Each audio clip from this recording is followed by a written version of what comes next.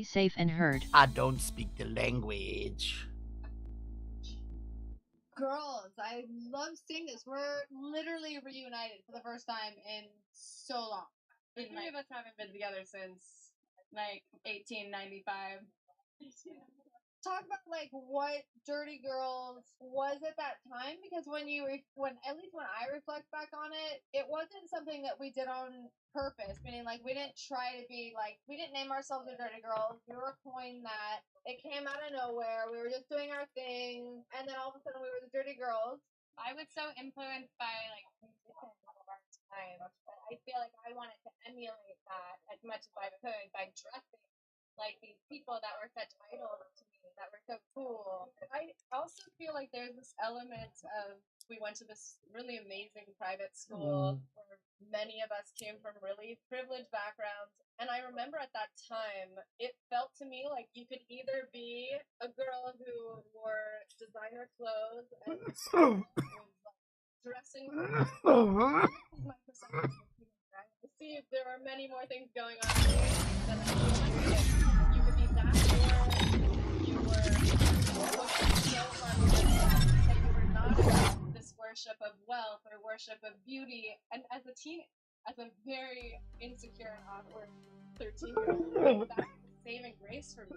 I wouldn't be that. And I didn't want to be that. I knew whatever I was looking for, I didn't know who I was. It wasn't in a Kate Spade purse or like in CK1 perfume. CK1, very popular. I mean, people were mean, you know? People would like be blatantly mean and be like, or like, we're girls, oh look, they're coming, and we would laugh in their face. So it'd be like, hey, like we would like go up to those people and like mock them right back. We would walk by and just like stroke someone on the arm. We would be like, handsome.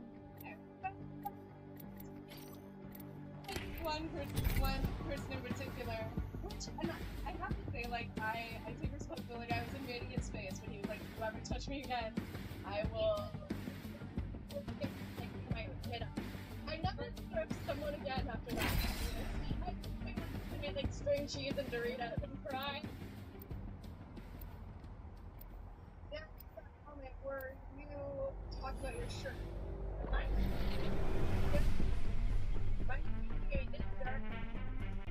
Yes, my housekeeper shirt. Yes, that would not be. One, try to stop me. Sure, when you mentioned smart enough to like have planned that out beforehand. No.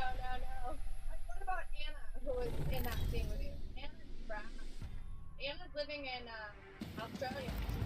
This is your champion. Restaurant in Australia. I think it's Perth. She's exactly the same. It's just a fight. When she was mentioning her shirt, she was probably being funny. Yes, she was definitely being funny. She caught it like that.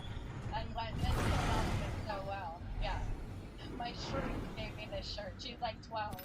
I think two were way Drop there. than like most of them. Yeah, I saw that. Land there if you know it's good for you. Like, I'm sure. Land there if you know it's good for you. Yeah, I don't know if I was, but I know that she was. For sure. And you were just a quiet girl. This might be a good place to land. From the camera, that is. Time to kill. Here I am. Yeah, what do you think? You like it? First blood. Yeah. I'm also doing The battle happens quick. Be ready. like country rock, and it does come out in my songs of like trying to, you know, find where your self-worth comes from and being independent and strong on your own and all that. So I hope I can in my own little way yourself and being proud of who you are. Yeah. I don't remember when it was actually screened at Buffalo. Did you guys see that screening? I did, yeah. New kill leader. Eyes out for him. Like seeing it like at that time was so cool. I remember hearing that 1 minute. people in it Rings were nearby. sort of mean felt bad when they saw, like, if they got another side of it, probably took even hard for it to accurately represent what we were up to. Minus the string sheet. And I don't think I 45 seconds, rings just up ahead. Your take on everything, and so to hear for the first time, like, where you were coming from was like, yeah, oh my god, this is real, more than I thought. 30 seconds to get inside that ring. My take in the video. Check it. Got some materials for us. Aside from being like a little, oh god, how did that come off? Like some of what we were doing. But then overall, what you guys were saying, and today, I feel like when I watched it, I was so Rings around the corner, 10 left. As a 13-year-old, your words were so profound. Like, bottom podium and gave a speech, you know? Like, it took it to a whole. Got some materials here. Rings move in. At first, I was nervous because We got some extra supplies. the most awkward phase of your life. Like, all of a sudden, like, Harley wrote me and she was like, oh, like, there's a bunch of views on the Dirty Girl saw mine, and I was like, what? And I like watched it and I was like, oh my god. You don't want to look at yourself as a 13-year-old being like so awkward. Off the squad's left. After like a week of growth, and like I was watching the reactions and reading the comments under it, I was like, You hear that? especially given There's a like, care package coming down. which has been like female-based music. Like I was in an all-girl band for like 7 years, and like what's so important in like shaping my future that it was a cool thing to see. Like I evolved into what I'm still that girl. Check it. Got some materials for So us. I owned it as opposed to like getting embarrassed, and I loved it. I was super proud of it. Like I think we were rad.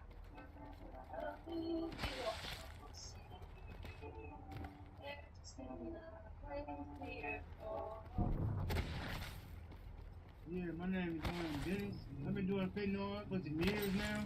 For about 4 years, 5 years. Here in San Francisco. It's an unseen thing. Like, unseen force that's taking over Frisco, I think. Everybody going hype on Fetty, you know what I'm saying? Everybody's doing Fetty. It's a fad now. You use any of the harm reduction services they offer right here? Yeah, I use them. I usually get what I need. Get my foils, get my tutors, get my shit. You know what I'm saying? Have you tried to get clean before? Nah, I haven't tried to get clean. Do you want to? Yeah.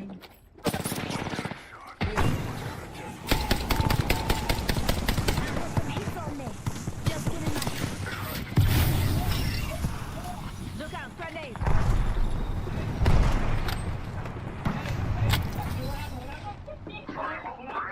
On camera, the carjacking in San Francisco in broad daylight. Why is that? A group doing interviews for the West Show saw a food delivery driver pull up to a restaurant to pick up a pizza. The driver left his car running. Someone hopped in and sped off backwards.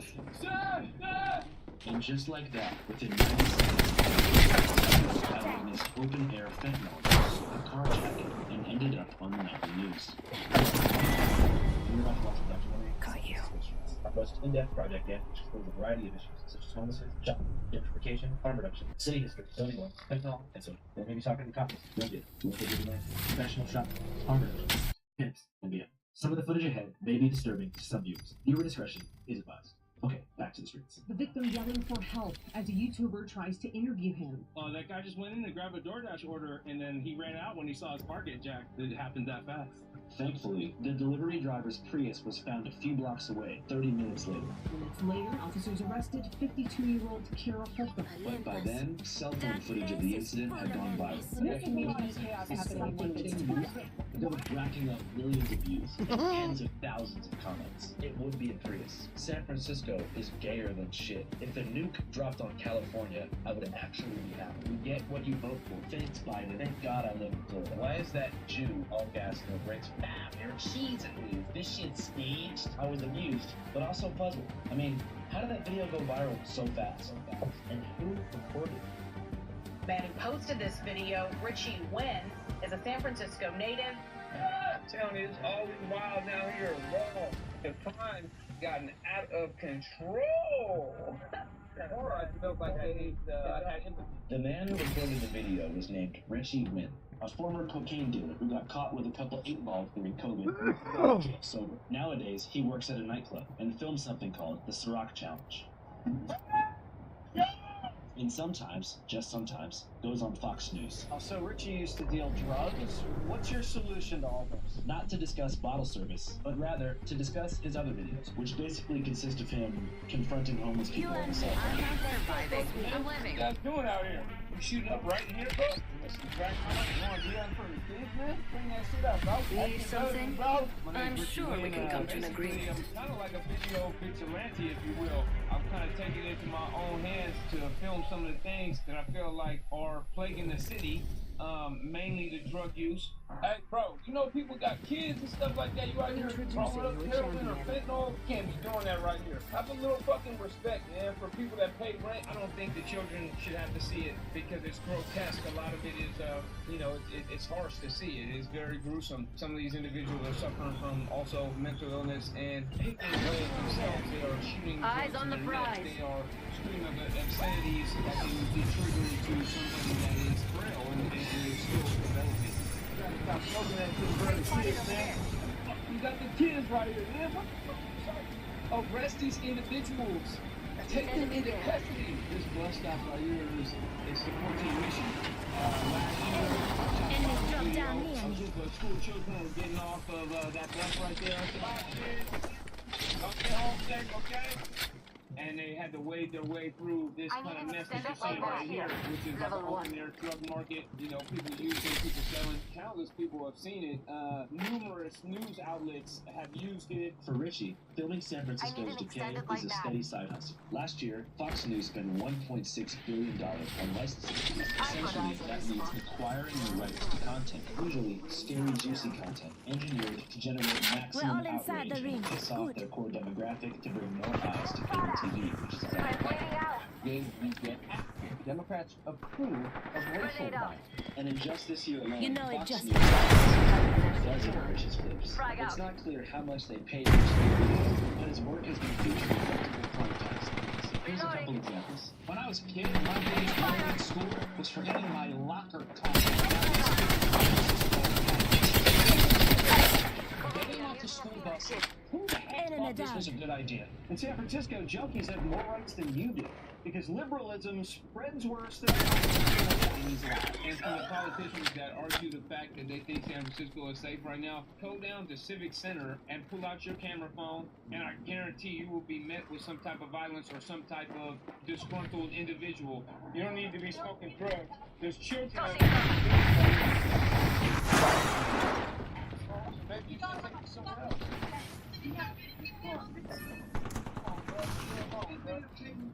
Who the fuck you think you're talking to? It's an ecosystem that has thrived off of the illegal trade, the tax laws for stealing, and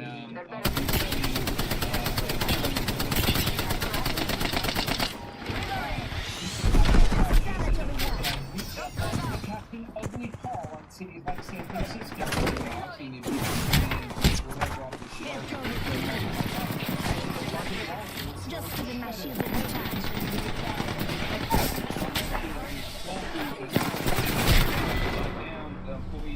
I should have known that fighting me is pretty preposterous. It was only open for a year, and this was their flagship store. It was. What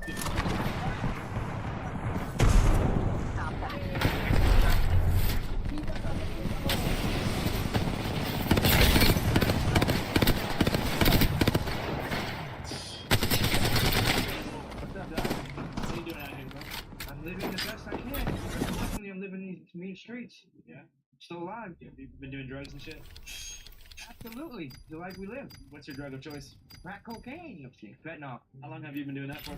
About a year. What do you think made you want to first get into it? I'm opiate dependent. I've been dependent on opiates since I was 16. Broke my leg, broke my ankle. I've been doing Percocets, Oxycontin, Big Pharma. That's the biggest reason why a lot of people are addicted to these opiates, you know. The Sackler family is one of the richest families in America. The source of that wealth was for many years Oxycontin, the addictive painkiller considered one of the initial sparks for the nation's opioid crisis, a crisis that has already left more than 450,000 Americans dead. and continues today. I'm dependent on it, you know. Without it, I don't function as well, you know. How'd you break your leg? Fighting, actually. I've been in a fight, yeah. 16, 17, I used to have wrestling. I got the need for speed. It was, making out with some fucking wood ranger. So I swung on him, and my buddy grabbed me. I don't know what happened. I ended up getting snapped on the stairs. It's only over when it's over. I need ice cream, sure beats watching screens.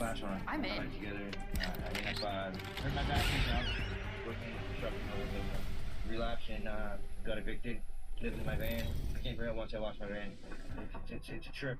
So my goal is to try to stay alive and stay, you know. This is your champion. I won't die before my mom, you know what I mean? That's my goal for it. Real close, personal. What's your mom at now? Carolina? When's the last time you talked to her?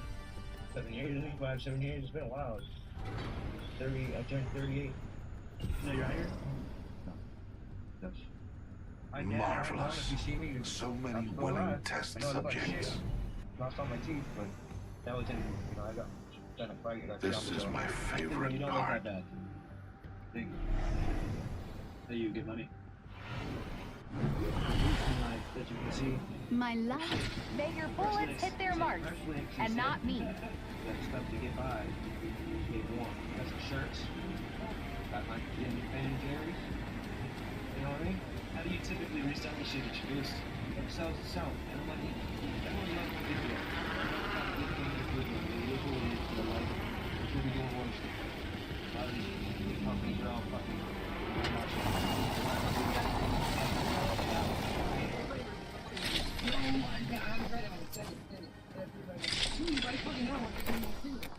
It is what it is. Either that or I shark and it's all around shitty. It's not fun. You know what I mean? I'd rather work. This shit's harder than anything. I do more addicting than fentanyl. I'm not gonna lie.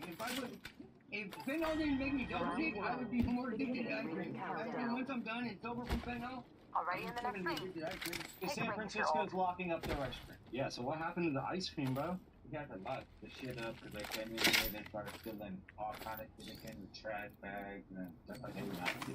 So I say this not only to the Democrats that we have to fix this problem, but I'll say it to the Republicans as well. We're handling that. We're handling. Hey, bad bitch alert. Y'all, what's happening? My birth certificate say female and it do say San Francisco, but I'm homeless. Oh. Can we talk to you? Yeah, hell yeah. So how you doing, Andrew? Good to meet you. Okay, so my name is Miss J. Bear Williams. The last corporate job I had was Ted Baker as senior manager in 2022, making $2,700 every 2 weeks, and that's still not being enough to, number one, solidify safe housing and to live off of. How much do you think you need a month to survive well in San Francisco? We lost one. $5,000. The weak and the wounded always go first. But I'm a person that would categorize under high priority, consider I have HIV. And I live at a SRO, so it's basically like temporary housing instead of final housing. Due to having HIV, Miss J. Williams qualifies for San Francisco's Single Room Occupancy, or SRO program, which provides at-risk, unhoused people with access to low-cost housing, usually in 8 by 10 foot rooms, in one of the many dilapidated residential hotels in the Tenderloin neighborhood for up to 30 days. The city calls single-room occupancy buildings, or SROs, the last housing option before homelessness. Currently, 15,000 people live in SROs in San Francisco, and their average monthly rent is $895. New kill leader, go on, watch out. Fire! You hear that? There's a... I cracked the target field. Firing. Well, you want a room at the Four Seasons? I don't want a room at the Four Seasons. I just want Salvage a 13 room main that's standard. safe. I got bit by a pit bull last week. I just got out the hospital from literally somebody saying in the Latino dialect, "Get that." I could have got an angle. Moving there. Well, that's just because, you know, San Francisco's just gotten out of hand. Where are you from? I'm from here. You're from San Francisco. Yeah, my mother. I'm from Fillmore, Hazen Central. I pay cash money for these kidneys. Hell yeah, how much? $30,043. I Lord, type of things, something like that, Lord. This is like real deal, Holyfield. And it's a crock of shit. You cannot open a door to nowhere. Open a door like Extra supplies over here. I could be on these streets right now.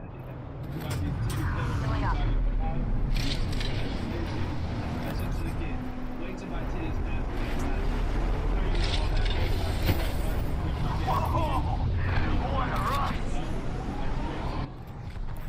Flatline here. traveling and really doing the work every day. Go find me, y'all, Miss J. Williams. San Francisco, California.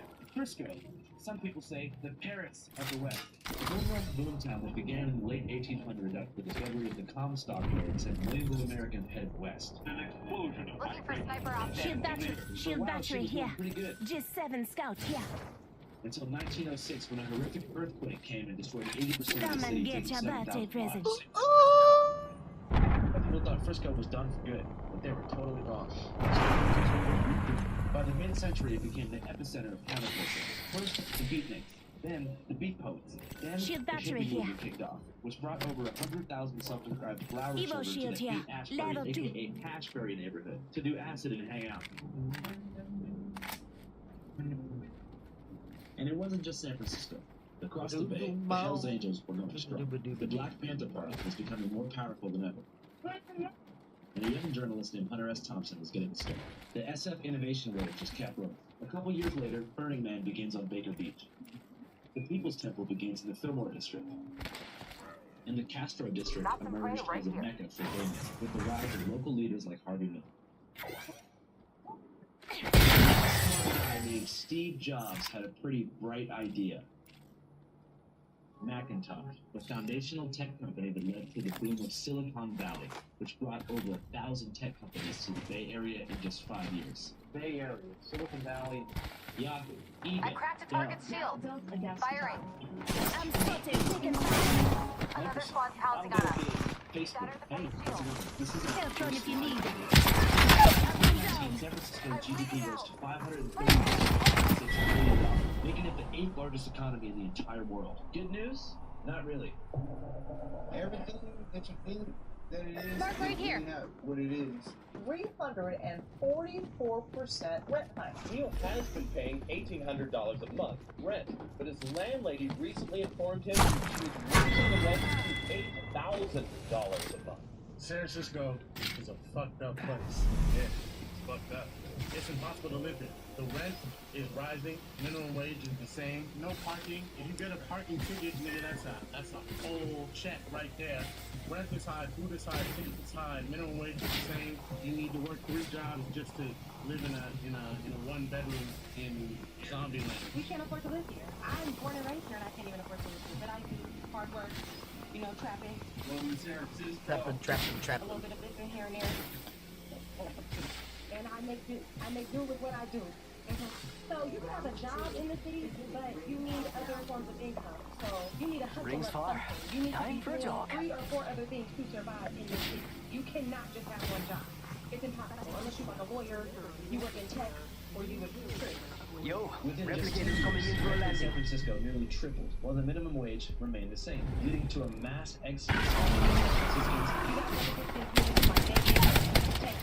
New York, Atlanta. and a mass influx of what are colloquially known as tech bros. This created quite a few problems.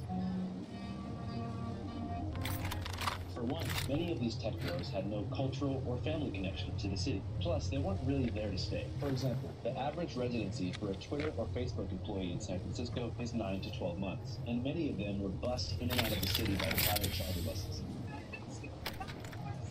These people angry at what they see as growing income inequality in the city. Now, before we continue, I'd like to mention that San Francisco's gentrification is not explicitly at the right. In an ideal world, baseball actually is the real culprit here is insane gentrification caused by deeper losses called the city standards. Let's explode over there. Communities in cities like San Francisco are essentially importing suburban expectations and land use control into cities. So geographically, San Francisco is actually a pretty small area. Not that population. And many of the old school operating Back here. Evo tower here. You want to fly? are within walking distance of commercial parks in the downtown area. So, big tech began to arrive, bringing in hundreds of thousands of new young professionals. Residents of these neighborhoods became very concerned about the potential construction of high-density apartment buildings, particularly with how this would cause noise pollution from the sound of jackhammers and forklifts and beyond, but also how the buildings might block their view from the city or the bay. So neighbors of these wealthy areas would get together, and every time a high-density development was proposed, they'd say, "Not in my backyard," and they would lobby to get their neighborhoods protected under historical preservation status. Marking a building, corridor, or neighborhood as historic is one tool NIMBYs can use to embalm a neighborhood while feeling good about themselves. They're defending the cultural and historic Almost big to preserve traditional San Francisco aesthetics, and also basically froze urban development during the city's largest economic history, causing home values to skyrocket and rent to run far beyond the immediate. San Francisco experienced the most intense gentrification in American history. Black population shrunk from 14.5% to 6% of the city, and the poverty line rose so high that households making under $117,000 per year are considered to be low income. If you're a San Francisco city girl like me, born and raised, it's too crowded here now. It's too much. Very quickly, the creative class was replaced by the professional class, leading vast... We're at 1828. First up in the news, we have Nadia and XQC. Now in the last video I covered that Pokemon released her new snack cookies that caused a bit of drama in the community, where Pokemon was getting called out for overpriced cookies at $28. If you guys missed out on the drama, be sure to check out the last video, the link is in the description. After the Pokemon drama, Thursday when Nadia gave her take on the Pokemon drama, in the following tweet compared Olympic streamers like Neon, Jack and Sneaker, spreading negativity and harassing people in the public compared to Pokemon who do sales cookies and that everyone speaks out, causing a post that immense hatred towards women on the internet is unhinged. After Nadia tweeted this out and shown another tweet, XQC then responds to the tweet and following this Nadia, it is the hatred towards women on the internet is unhinged. You guys have people like Neon, Jack, Sneaker, who have a ton of years and do nothing with them. No work for one. Jack,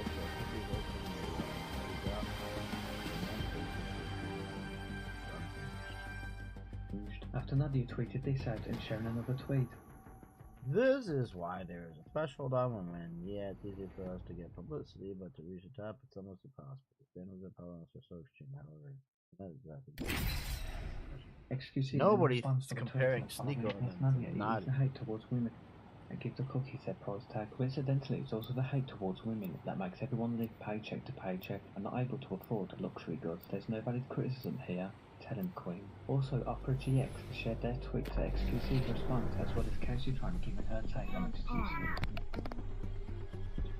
Able to afford luxury goods, there's no valid criticism. We've got a job to do, so shift your car. Safety's off, weapons free.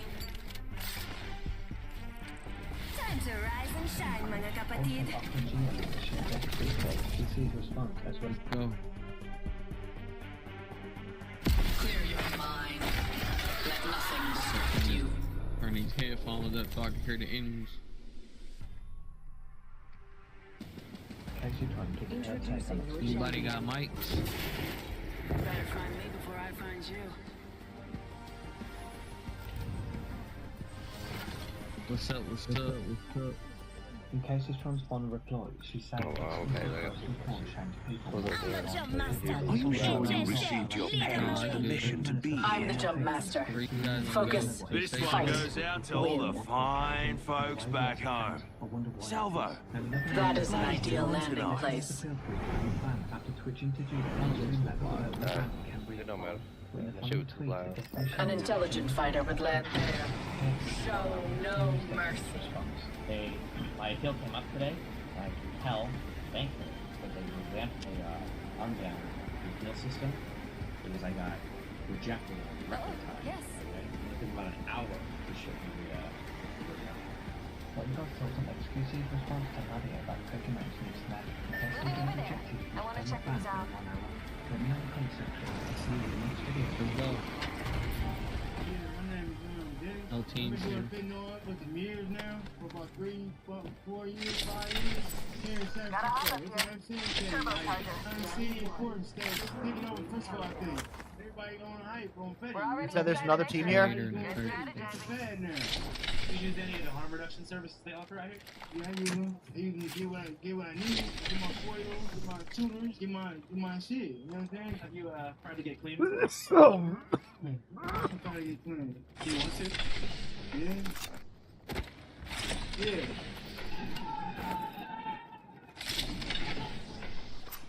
Attention, first blood. Go here.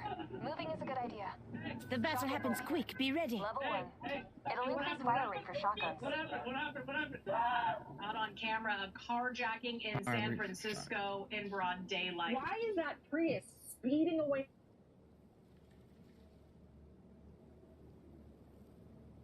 $17,000 per year are considered to be low income. If you're a San Francisco city girl like me, born and raised, it's too crowded here now. It's too much.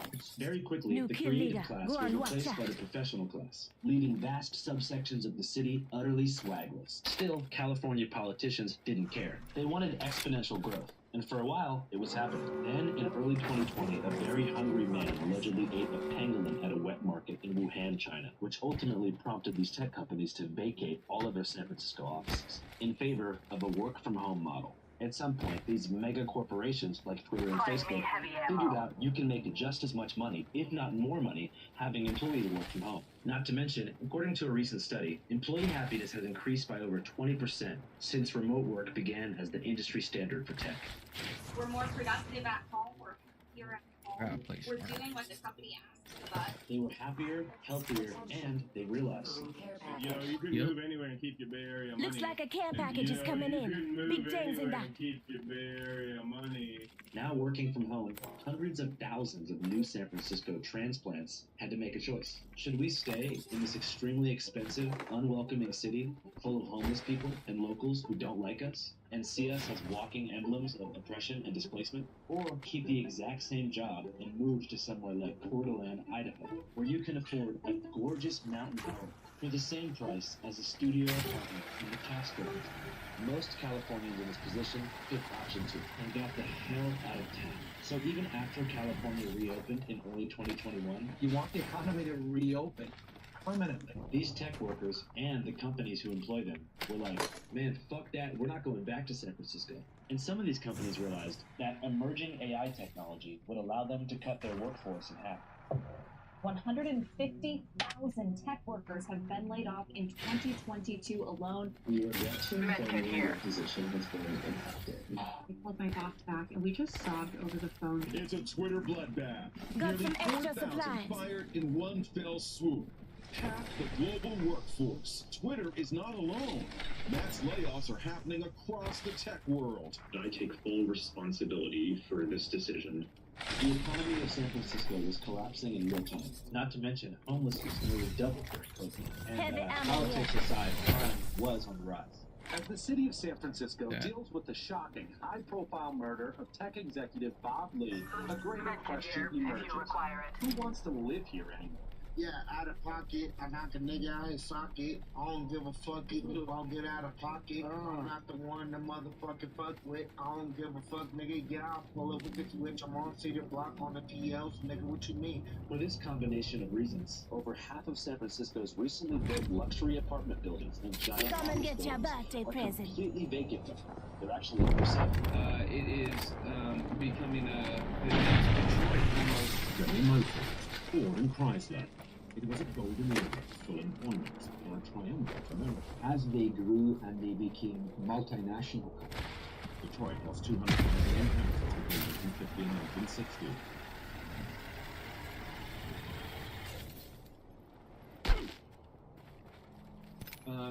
To where these tech industries have pulled out, just like the car industries pulled out of there, and we're starting to be left with like a shell of our great city. And now it's debilitated and shut down into something that is never going to be able to get rented out again. All those tents out there, if they're able-bodied individuals, they're being told that they shouldn't be working, and they can collect general assistance, and they can stay home and play on their phone. And it's ridiculous.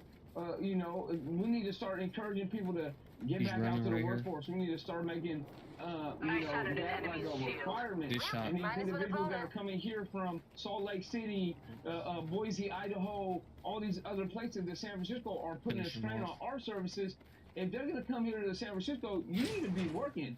You can't just come here and just mooch off the taxpayers, you know, that is He's looking ridiculous. at me. So if Oh shit, got his boys. people that come from other parts of the country to come here and get shit. Where are you from, sir? I'm from Let's get back Montana. over there. From Montana. Yeah, but I didn't come here for that. I live here in New York and I got a job. And I didn't even get the the ample. We do drugs, but we're not robbing cars or fucking sucking up the city, you know, or shitting on the sidewalk.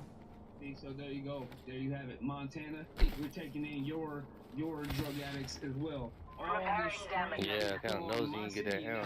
San Francisco. Oh my god. I really want what's good for San Francisco. You know, you have Oh boy, gonna be on the other side though. that used to have 4 buildings in San Francisco that now have 1 floor. And so all the infrastructure that's been built for this high tech is now sort of collapsing. You know? And then Got a replicator coming the down. reason that San Francisco isn't doing well is because of poor people living on the street who use drugs. It's not real.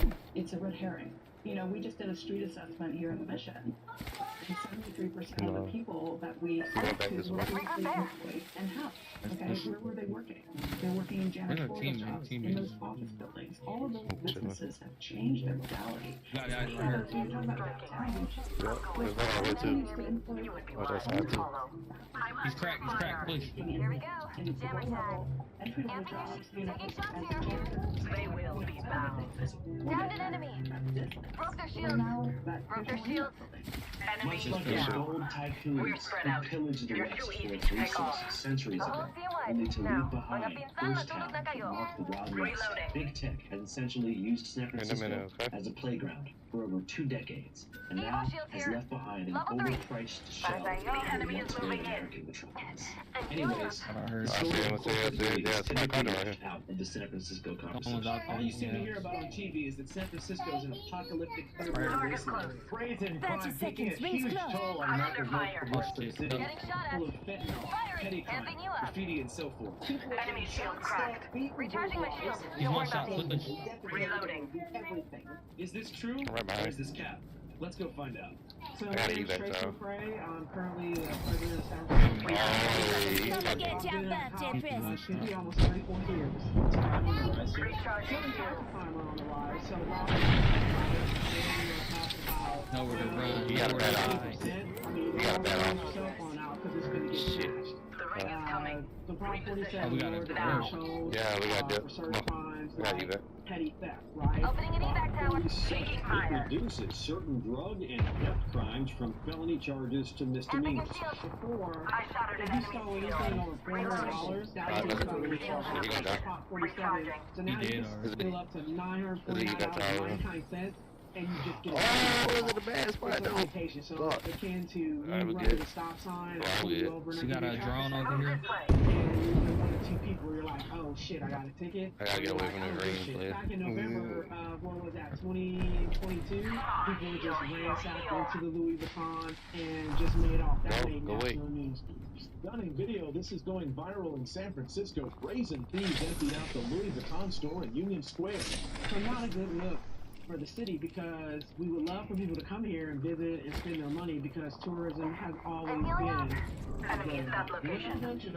beautiful city in the world. You got meds or you good?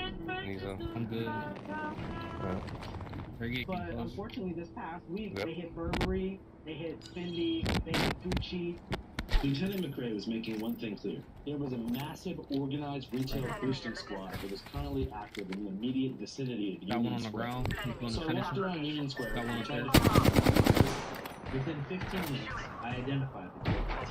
The finesse mall guy, a graffiti and shoplifting group known for spray painting public places and stealing He's shit running. from Union Square. Anybody could go to a store. Got one coming up. My technique is how you do it. Oh, easy. He's hurt. Squad coming in. Enemy shields You go. know, you know that's Reloading. what's going on. Frag up. So we're doing that. That's all we know. Got my grenade. We're out these dirty streets, Tenderloin, but we all locked in over here. We're in Star Valley, all through this country. Deploying health drone. Shit. Recharging my shield. Oh, shit. I didn't knock you down. Get like adrenaline. Yeah. Absolutely. My heart pump. Hey, look, let's go over here with it. Pushing. You got the top right there. You're right, yeah. You and support yourself out here. Listen up, I'm getting shot All at. these niggas will be run out the store shit, we just lock it off the store. Yeah. Say, y'all have a good day. And that's the mall, that's what it is, man. Yes, how much merchandise do you think you've been able to boost numerically in the past couple years? Oh, God, everything, bro. Probably Just giving my shields a recharge. Maybe a little more than Rings 100 not more. that far. You know what I'm saying? A little more than 100 more. Patch me up, He's though. playing safe. That we haven't hit at least 10 bands. I'm designing for Moncler, Louis, Gucci, 30 seconds sunglasses, to close. Wiki. DR4 Gone F1Y Jones 20 says, just get points. DR4 Gone F1Y Jones 20 says, points. No man, if I'm getting out, I'm getting out. I'm splash there in the back. I'm splash there on one bar. Tourists over here talking about, oh my God, y'all don't knock it off. You know what I'm saying? This is regular out here. Tell me a crazy boosting story. Crazy booster. Oh my God. What's time? Shit. And Looks like I'm inside the somebody ring. parked up on the side, trying to, you know what I'm saying, take some pictures and shit like that. But we end up splashing they shit. You got a gun. Stay in here. The next day, motherfuckers on the news. Team of gunmen rob a film crew in front of terrified witnesses and see one of the robbery suspects pistol whips one of the victims. Tripod legs are hanging outside the rear passenger window and as they drive away. Feel me? But think too much on that, because, you know what I'm saying? Tell them the Gucci story. Don't worry, Search continues this morning for the gunman who robbed another high-end designer store in San Francisco's Union Square. Oh, I stole two $2,000 purses. He stole a tracksuit, a Lauren Beard, one of the Fury stole a couple things too. And he got alarms all through the Gucci tracksuit fucking in. We're just everywhere we walk. By the time they come up, like, sir, you need any help? Nah, I just need help to show me where the exit's at now. $15,000 worth of shit, bro. Are you guys worried about what's it like from the police out here? What? San Francisco doesn't believe in crime. What are you talking about? You know what I'm saying? Shout out to Rings PA. close. Only 1 minute to go. London Breed, too. Shout out London Breed. Once the arrests are made, we are hopeful that our DA will prosecute. I did time in San Francisco, but never like stayed more than like a couple weeks. You know what I'm saying? We've been doing consequences since June. 45 until ring close. It's Mia. Still out here, same shit, same environment. I think they don't give a fuck. Do you think that's changing the way that like businesses decide to move their shit here?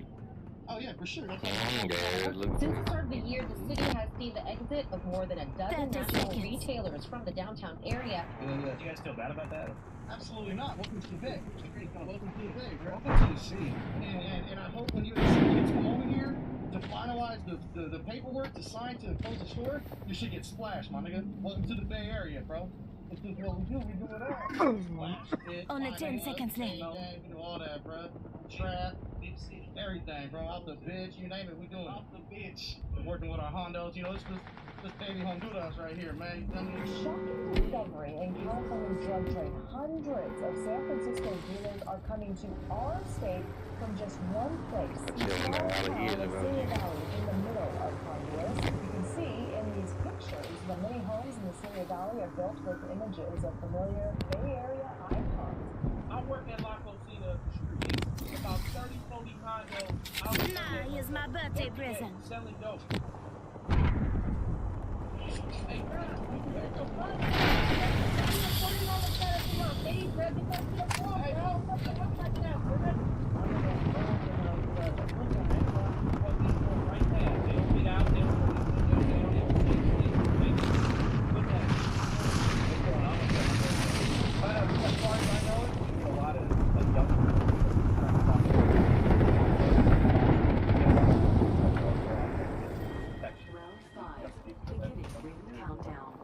This is a very important part of the story. I had a chance to speak with a couple Hondos, but I did so off camera. Putting them on camera could put them and their families at serious risk. Here's how it works, and here's why they're in San Francisco.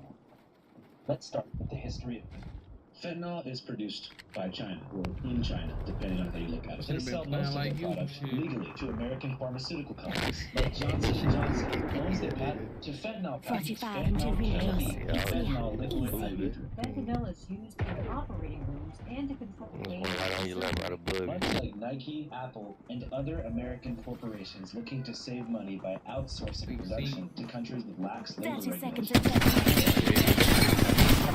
until Trillion-dollar Yes, it contracts does. with Chinese medicine manufacturers to produce cheap generics of many of our Scrappy favorite drugs DP today. says, Percocet. sorry.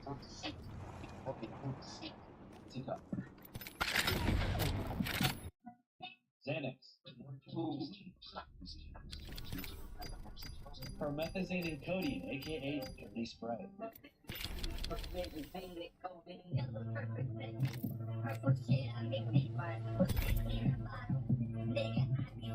And last but not least, the man of the hour, fentanyl. There's not really any music about fentanyl yet.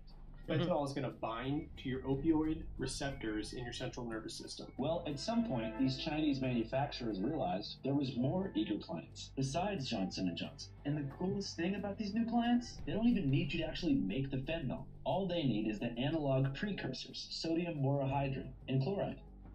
They bake it down, bag it up, and smuggle it into the U.S. And these companies were the Sinaloa Cartel and the Jalisco New Generation Cartel, $2 billion Mexican drug empires competing for control of smuggling routes into the United States. And so it began. Drug overdoses are killing more Americans now than at any time in history. 100,000 people died. At 22 years old, Sawyer Post made a mistake. He tried Percocet, a prescription painkiller.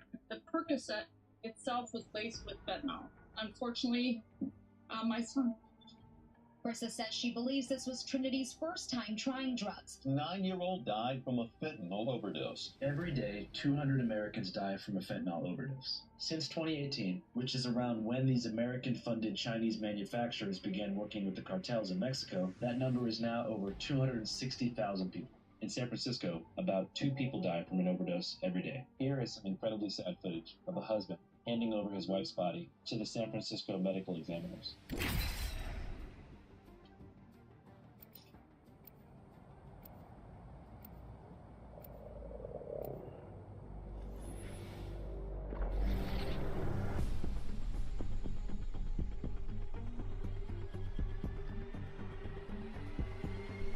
It's time to impress. We're all here for our love of the game. At least I am.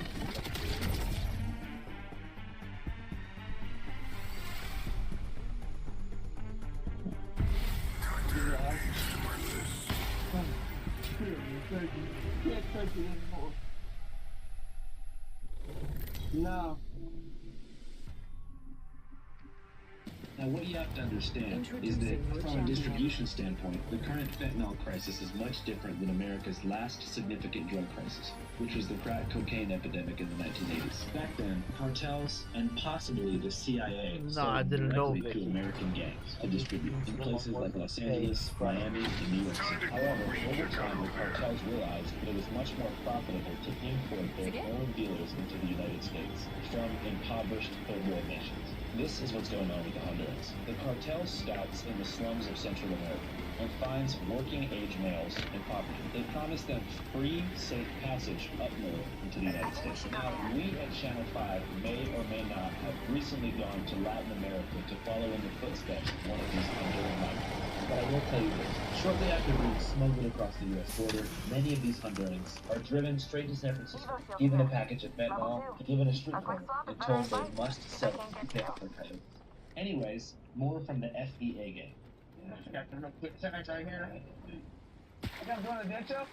Have fun. I will. As I stood on Market Street with FEA, a group of middle schoolers from Oakland approached us with backpacks full of candy.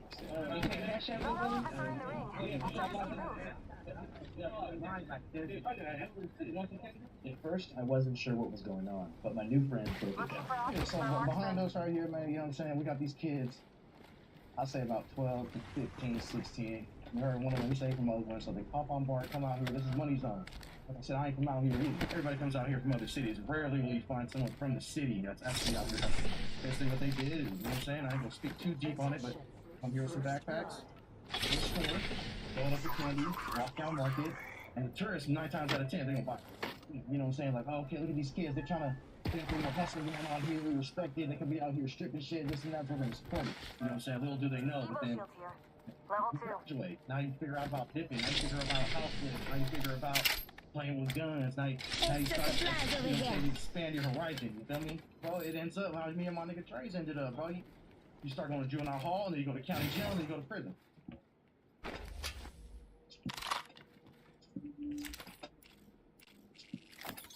But he's supporting the young niggas, because we should show like that too. The escalation of crime. Oh, it is. You know, they start looking up to the wrong kind of things too. Like they look up to my nigga right here. Faith outfit, you know, off-white belts, Jordans. That's the ultimate goals. I want to be out here saucing. You know what I'm saying? There's no talking to the young generation either. They don't want to hear it. I didn't want to hear it. Is it possible to like stop people from going down this road? Not really, because if you want it, you're gonna get it. Yeah, I was the same way. You know, I was going to juvenile hall, motherfuckers just kind of preach this and preach that. And Looking for what you gonna optics do for when you're making no money and you're dropping out of high school? Got a baby on the way with the lady. She don't understand you a little crazy. You can't even stop. You're feeling from the parents. You want to go the top. Let me keep it real. Take a moment to look back. Every kid's got a dream that There's it a treasure Oh, to be a pack here. drug Do addict. you collect? If you I want to do. be high, be a folk dealer. I don't want to hear none of that. You feel me? I don't want to hear what you guys change your life and this and that and what it leads to. Like, I ain't tripping, bro. What are your aspirations for your life? Calling it a lifeline package. Shit, I'm trying to get it together now, man. I'm spending way too many years fucking up, you know what I'm saying? I'm close to 30 now, bro, and it's just trying to get into a union or something like that. That's the plan right now, bro, you know what I'm saying? And I'm in the process of that, bro, you know what I'm saying? There's a lot of behind the scenes with this shit. You feel me? Yeah, but hella candy. What the fuck? You see how much candy they got? It's not even about the candy, man. It's just support. You know what I mean? You gotta support. Dude, I'm about to head back to Santa. Map show is spread out a My bit niggas much. gonna be out here. Pleasure to meet you, bro. My new friends from an FEA said they had to go back to but I wanted to keep checking out the streets of the Tenderloin. So they linked me up with their friend named Antoine, who was a couple blocks away. Hey, what's up, my loved one? I'm gonna tell you like this, man. I done seen everything in San Francisco. The only thing I ain't never seen, a bitch that I need is a Standard turtle stock speed. here. Nigga, on everything Level I 3. love, nigga. Bitch is going bananas. When I say bananas, bananas. You know, everything. I gotta quit my, we ain't gonna get into all that, but just know, so cousins go up into your house Evo shield here. Leather 2. In the sport, petty crime. Rethinking our strategy. How about up in there? 3-4 days, depending on what kind of prize you got, they gonna let you shut about that motherfucker. Get right back up in that motherfucker. Take time. Spark on the leash. Top. And pull that motherfucker right back. Spark plus break the window quicker than the bit on my mama. Can you tell us where we're at, what's going on? And we was on 8th and Market. In the touring 8th and Market. You can find everything down here on 8th and Market. From hygiene bottles to Fentanyl to bikes, wheelchair. Want to make sure you come down here to a wheelchair. You want some absolute for canned goods? You ain't got to go to food conversation. Come right here. Jacob Shibashevsky, who owns a fermentation lab on Market Street, said crime in the mid-market area has risen post-pandemic. I wish there was more that could be done. Cool, at least I understand this all my life. But for people that just moving out here, it's really hurting them because they're not used to this. So it's like the people that's gentrifying and coming into our neighborhood in these new tech company buildings and stuff are the ones that's complaining. If you don't like it, go back home. I'm okay with that. I'm tired of San Francisco being packed. Go ahead, close this motherfucker down. Let us get back to who we was before. People that's been here, we okay with this. This has been going on before our time. This has been going on for years and decades. It's just visible now because they don't have nowhere to put them. If you look at documentaries from 1980s in San Francisco, they've been doing this. This been going on. Enemy activity near us. Cool with it? They're louder Well, than we they understand it. We see Listen how it up, goes. I'm calling a lifeline package here. Well, you think he's here for the Grateful Dead show, or you think you here for the Grateful Dead show, or you living on the street? I think at this point, it's important to note that this entire documentary Evo is shield pretty much here. filmed Level in 2. a 6-block radius. It composes one particular neighborhood in the city. This neighborhood is called the Tenderloin. Since the 1890s, it's been nicknamed the Tenderloin because it was suggested that police who patrolled the area receive additional hazard pay bonuses. Also, supplement their income with bribes from local brothels, gambling halls, speakeasies, and so forth. And ultimately, receive such a good payout, they could afford tenderloin steaks for dinner every day. The point I'm making is that for over 100 years, cops in Frisco have turned a blind eye to crime in the Tenderloin. Much like the downtown east side in Vancouver, BC, Canada, or the Kensington area of North Philadelphia, they consider it to be a containment policy. If they allow certain things like open-air drug markets to occur in a specific contained zone, then crime is unlikely to occur in more Don't worry affluent about nearby ring fry. neighborhoods. We're in the next The ring. same is true in San Francisco. Just a stone's throw away from the Tenderloin are very affluent neighborhoods like Nob Hill, Pacific Heights, and North Beach. These neighborhoods have a high police presence and low crime rates. Anyways, that's the story for another. I wanted to check out some of the open-air drug markets that were allegedly in the Tenderloin.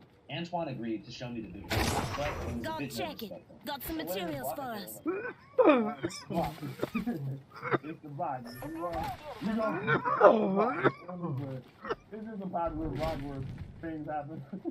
Things happen. In downtown, you know, like, we should go check in with them. You know, I'm gonna let y'all know what's going on. I passed through, but I don't know enough, you know, to be right here, but I'm gonna let them go. Got some materials here. And do how they do when they do it. So the Woo Block, WOO Block. I'm not from here, I don't hang out down here, but I know about it because I'm a San Franciscan.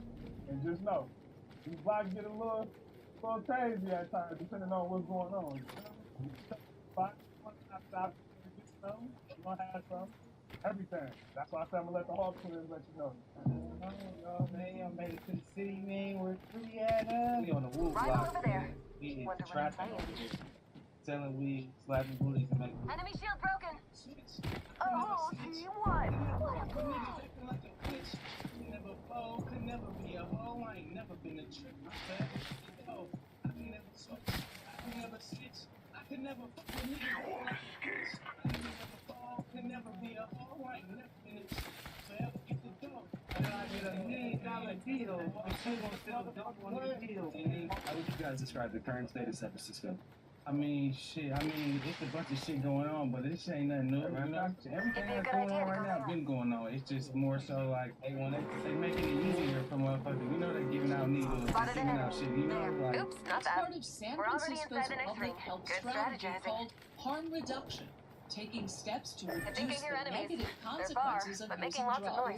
noise. Rival there, way in the distance. What is it used for? This is used so you put your written on earlier. Attention.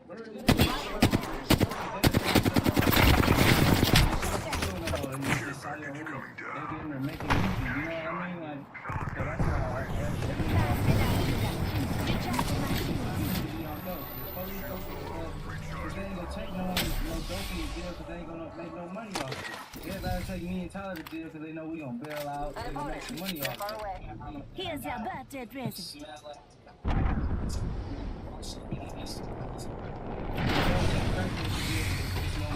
They don't have no money that I can pay no fines. My son go to school right here. I take my son to school and he looking at the niggas, this dude smoking dope right here. You know what I mean? So if you live here, it is kind of a problem. Our kids are raised up watching people smoking dope on the side of the street, and that ain't cool. It is not good, you know. So I feel like they should give them a certain area where they can smoke dope at. It's a disease. Motherfuckers off heroin and shit. If they stop doing heroin, they will die. So it's more so like instead of killing them, we gonna kill people, or they gonna catch AIDS, you know, and be out here. They're standing right here. They just drove past 4-5 deep. They should be up there, but they down here. The police are Checking over there for supplies. Rethinking our strategy. How about moving there? Real twin ass up the street. Fuck your 30, Channel 5 News. Channel 5. We don't fuck with bastards. 5. Shields broke. If you enjoyed this documentary, I have news. You only saw a small portion of what we're allowed to post on YouTube. The complete documentary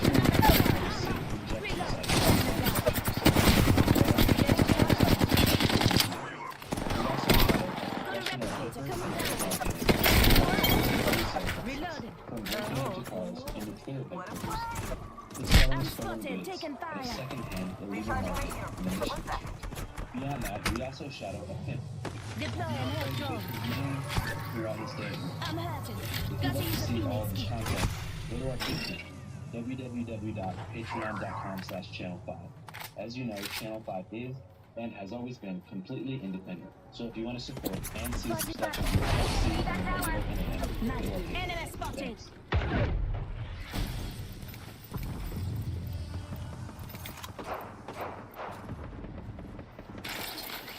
Enemy over there. Releasing new high-end GPUs much sooner than expected. Let's talk about it. Before that, as usual, this video is brought to you by CDKdeals.com, but hold on. There's an enemy right CDK Deals is a website dedicated to giving you the best prices on gaming software, and during the Black Friday event, you can finally get rid of the watermark for the lowest price I've seen all year. Look, the Windows 10 and 11 OEMPs are already at a great price, but if you sign up for the known list, you can get even more benefits, and when you go to check out, just use code GPC.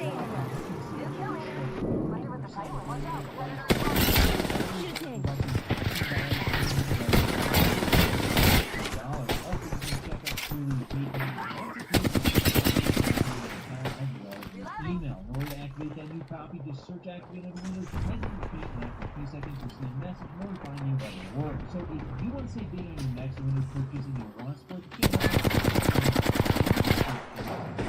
if you've been following tech news, you might have heard a rumor that Indy wouldn't be launching any high-end GPUs until RDNA 5 and 2025, but it looks like things might have changed as one or more GPUs might actually be releasing potentially as soon as early next year. It would be significantly faster than AMD's current flagship RX 7900 XTX, and NVIDIA should definitely be worried because the RDNA architecture as a whole seems to be an aggressive upgrade over RDNA 3. Now, these rumors all started with a Resident Tech video that he posted last week.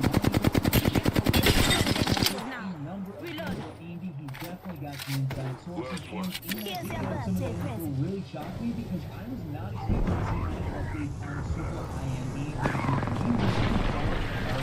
So let's go and take a quick look and then I'll break it down. Ring there by one.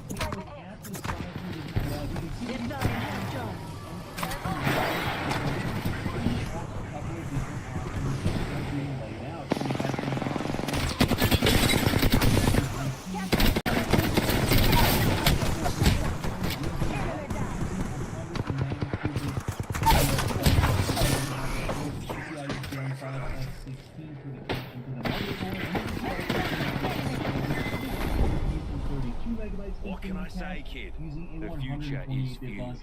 Also with GDDR7. Well, that wasn't a bad battle. Of Gen 5, which is going to be fine for modern motherboards, but if you stick it in a Gen 3 board, this could be an issue. Now, there is another way 128 and 96 bit bus for these same GPUs. Joker right here. Video, it sounds like right now it's more likely it will be using that 192 bit bus for the higher end ones.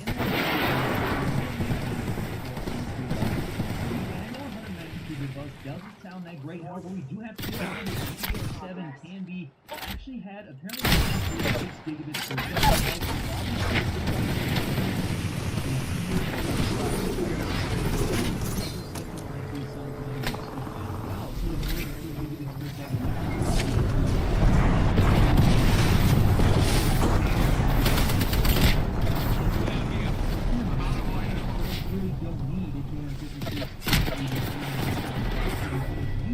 still be relatively powerful. It sounds like it should be faster than the 7900 XT, probably a little slower than the 7900 XT, however, it should be doing that far more power levels, and it should have great pricing performance as well. So that's actually really good news. That could lead to a situation where we have more GPUs like the 7800 XT, except for even better next time around that could seriously threaten NVIDIA. However, guys, there's also one more GPU he did mention, and that's the RX 8800. Now, according to Red Gaming Tech, this GPU could be essentially a refresh of the 7900 XTX, or at least that's what it sounded like to me, and if that is the case, we could be looking at a GPU which, if it is still based off of the older RDNA 3 architecture, could still get substantially faster if some small tweaks are made, as well as moving it to the N4P process rather than its current 5/6 nanometer combination that's being used. But what exactly would it look like? Well, let's go ahead and take a look at this chart to see just that. So this GPU here would likely be based off the N4P node, and in terms of the shaders, we'd probably be talking about the same 12,288, as I don't think it makes sense to respin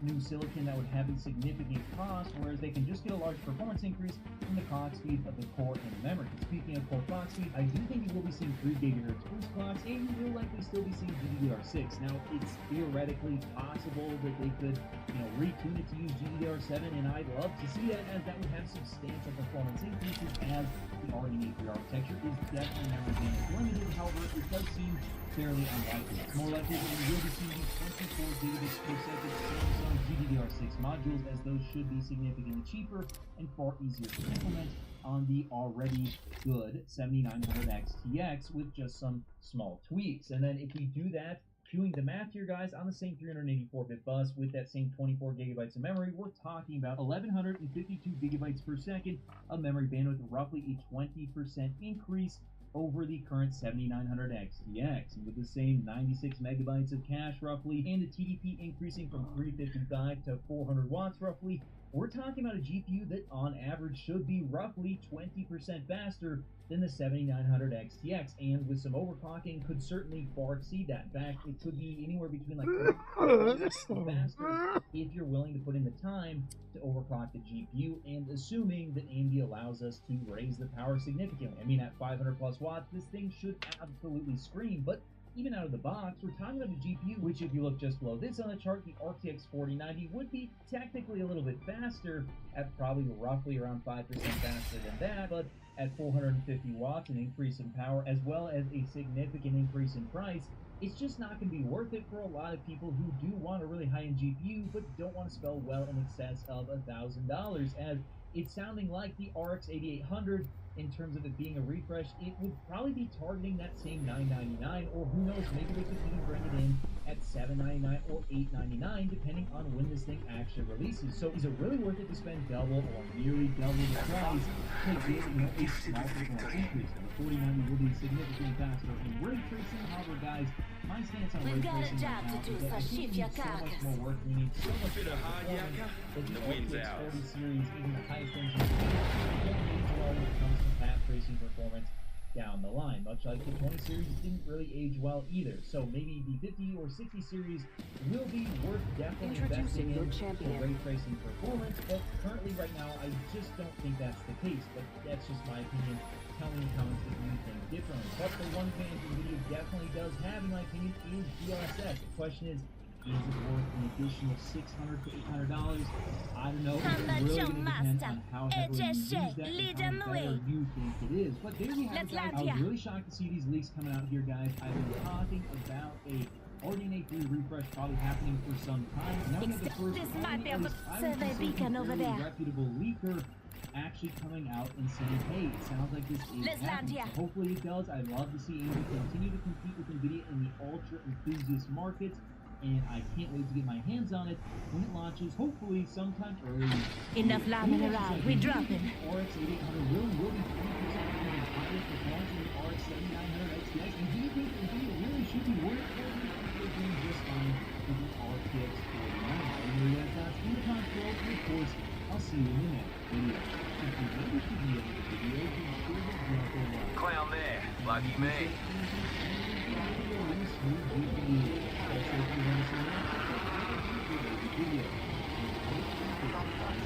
An enemy landed near me.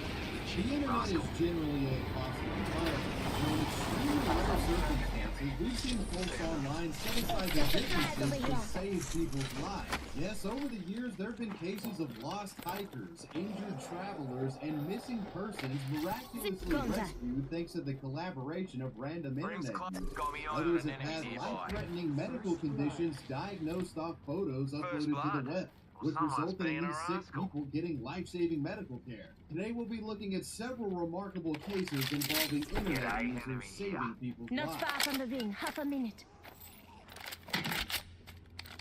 This story involving internet users saving someone's life is one of the more heart-wrenching in today's video. It's a story involving a 10-year-old girl issuing a desperate plea to Facebook, hoping that her friends could potentially save her father's life.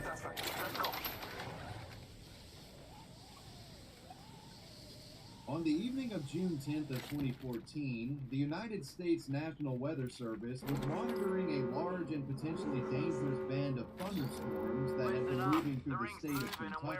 As the storms approached the border of West Virginia, they would become increasingly more violent. unleashing torrents of rain, lightning strikes, hail, and wind gusts upwards of 40 miles an hour. Near midnight, the squall line would descend upon the small West Virginian town of Hostile right here. located in Logan County. And it would be here that this storm would claim some of its first victims. Resident Vance of Tex Mill, along with two family friends, were sitting on the front porch of Vance's home observing the storm's approach. Likely expecting nothing more than some subdued rain showers, Vance and company were caught off guard after some strong winds started buffeting the property. Powerful lightning soon followed, and amidst the chaos, a large tree near his home would become destabilized. And moments later, this massive tree came crashing down, falling directly on the man's porch, crushing both trees and the underneath its immense weight. It would be at this moment that Gregory Vance's 10-year-old daughter, Brianna Vance, would emerge from the home and witness the horrific unfolding scene. Her father was trapped under the tree, and while he was still alive, the man appeared seriously injured and couldn't free himself from the immense weight of the fallen object, and neither could any of the other victims. Panicked, the girl would initially go inside and attempt to dial 911 to get help for her father. But due to the storm's impact, landlines and cell service in the local area was down. With the life of her father on the line, the quick-thinking girl decided to check and see if her home's Wi-Fi was still accessible. And miraculously, the internet connection had somehow survived the storm. In a desperate plea for help, Brianna logs into Facebook and creates a urgent video message to alert her local community of the fear of the circumstances that the Vance family owned. Clown man, lucky me. PMP about to blow.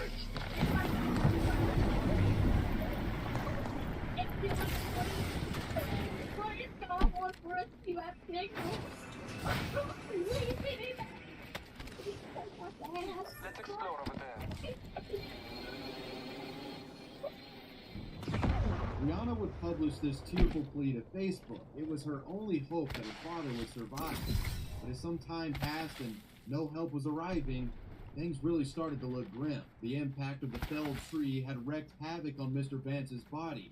The weight of the object had shattered 5 of his ribs and broken his collarbone. He was pinned down by the chest, and his ability to breathe was severely limited. If help didn't arrive soon, the man would surely die. With precious minutes passing and no emergency crews arriving, Brianna began to get more desperate, issuing further cries to Facebook for help. At this moment, Brianna likely felt that her dad wasn't going to make it. During the recording of one of these final Facebook pleas, something that can only be described as a miracle takes place. To the surprise of Brianna, firemen and rescuers from the Logan County Fire Department seemingly appear out of nowhere. With chainsaws equipped, the rescue crew rushed to the site of the fallen tree and began sawing away its segments from the back of Mr. Vance and his friend. After some time, they were able to free the man and load him into an ambulance. Still suffering from serious injuries, his fate remained uncertain, but at least now he was getting medical help. Help that he wouldn't have gotten without the ceaseless life-saving efforts of his daughter. It turns out that Brianna's Facebook plea was joined by several members of the local community familiar with the Vance family, and following the instruction given to the videos, these individuals managed to report the incident to local authorities, and that's how it turns out.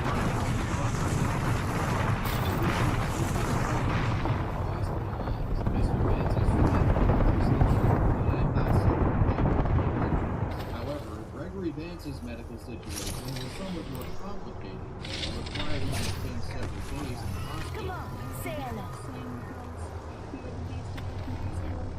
But thankfully, the man managed to make a full recovery and was able to return home from the hospital in time to be celebrated by his family on Father's Day, which was June 16th. However, considering the life-saving actions taken by his daughter, the holiday would mostly be spent celebrating Brianna and him expressing thanks for her quick thinking and courageous decision-making. This is a remarkable story showcasing the bravery of a child, the kindness of digital bystanders, effectiveness of a dedicated rescue crew. That was the story of the West Virginian Facebook rescue. Before we get into our next story, Just giving my shields a recharge. Hi, welcome to the Wavy West. Help draw me if you need Look, it. if you're anything like me, sometimes you have a hard time getting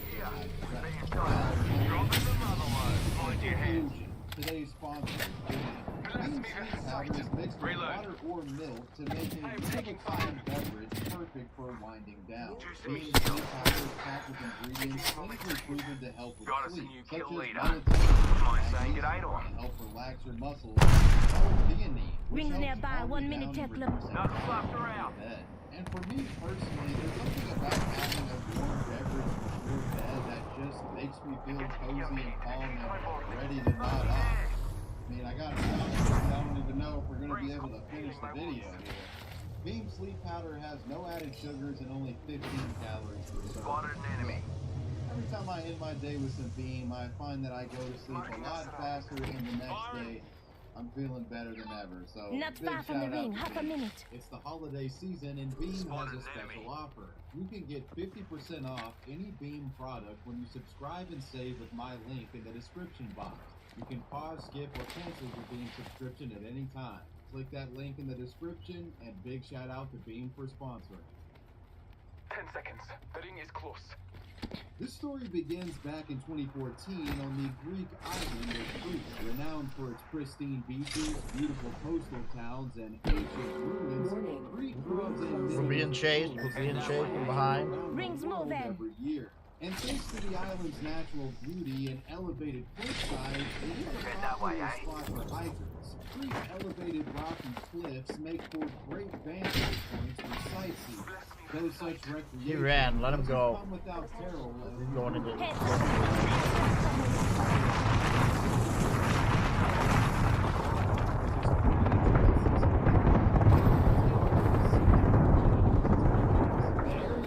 Traversing was said to have been quite the vantage point and was about 1,300 feet above sea level, so a great view of the ocean here. The view was said to have been awe-inspiring, and the woman moved closer to the cliff's edge for an even better perspective.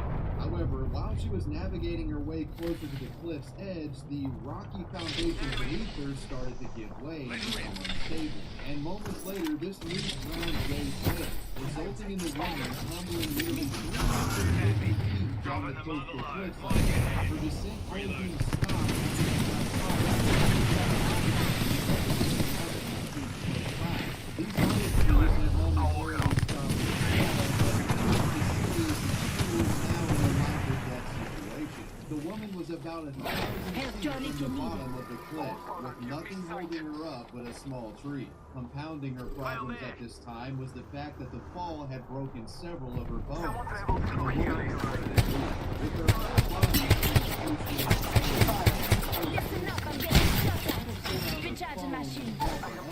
using one hand in an agonizing effort, she managed to pull out her phone and dial a local hotel. And this call would lead her being connected with emergency responders. However, due to the nondescript nature of the land around her, most of the coastline looking the same, and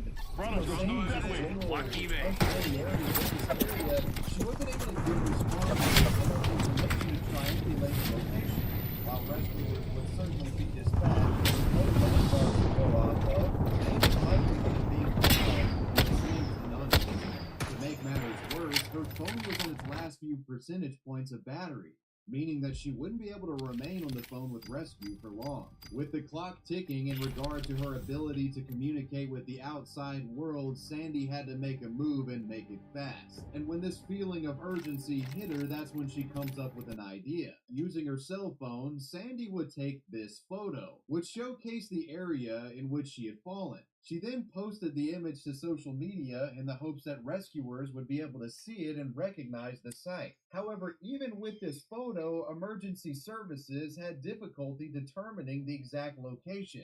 The problem is the shorelines of Crete kind of just look like this all around the island. And with the limited ability to take additional photos, it was beginning to look like Finding Sandy was turning into a needle in a haystack situation. That was until what can only be described as a digital miracle takes place. As Sandy's Facebook post was being shared around, the image made it to the computer screen of a local Cretan who worked as a scuba instructor on the island. As a scuba instructor, this man was familiar with the shores of Crete in a way that very few were. And this individual easily recognized the area in Sandy's image as a beach where he had previously taught scuba lessons. The scuba instructor would then make a call to a local rescue unit and describe to them the exact location of her whereabouts. And lo and behold, after the rescuers went to this specified location, they looked down the cliff and found Sandy, seeing her bright blue clothing and her tangled up in an olive tree thicket, dangling off the side of this cliff. It would take 2 hours from the time of Sandy's fall for her to be located, thanks to the scuba instructor. And it took another 8 hours for her to be successfully extracted from the cliffside ledge. After being pulled off this ledge, the badly injured woman would be taken to the hospital for an evaluation. And it would be here that the true extent of the woman's injuries would become apparent. The impact of Sandy's fall had broken a total of 20 bones in her body, including 8 ribs, both shoulders, her pelvis, and others. And this was in addition to several other painful injuries that she suffered, such as 7 spinal fractures, torn tendons, and a dislocated collarbone. While the woman was bad...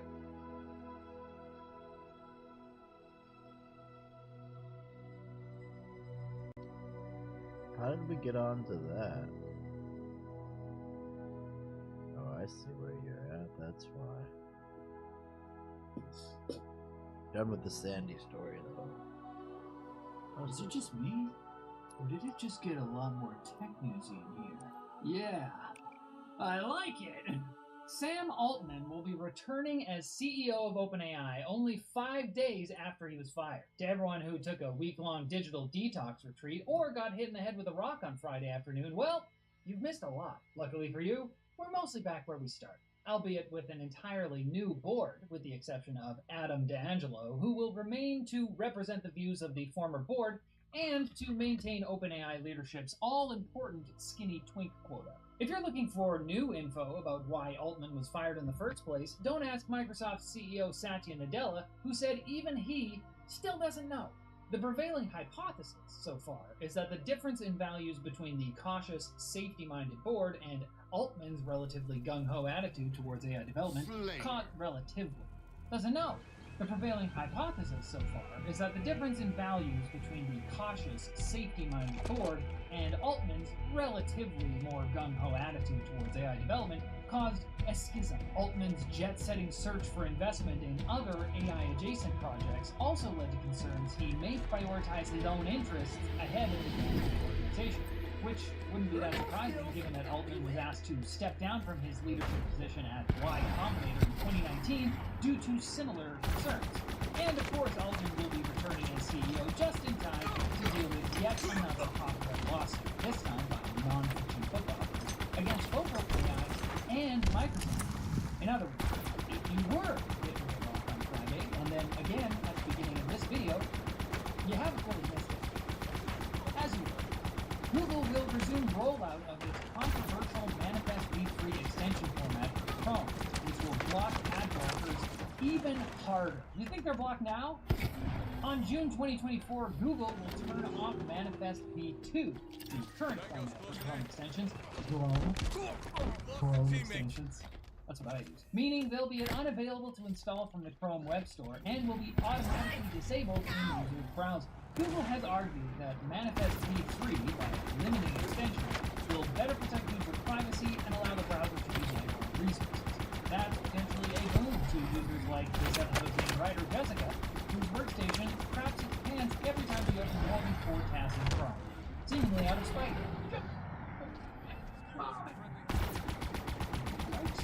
However, civil liberties groups have criticized Google's approach, with the Electronic Frontier Foundation calling it deceitful and threatening.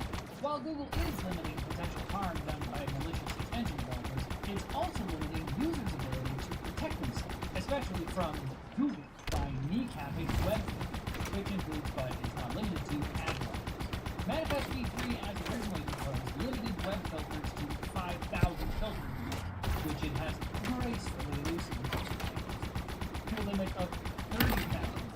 That sounds like a lot, until you realize that a tool like uBlock Origin has over 300,000 filtering rules available to users. And, much like a bicycle repair, you can't just remove 90% of something and expect it to be the same. A lesson I learned the hard way. Warning to all tech news citizens. Your Plex account just emailed your mom an itemized list of all your favorite products. It was amazing.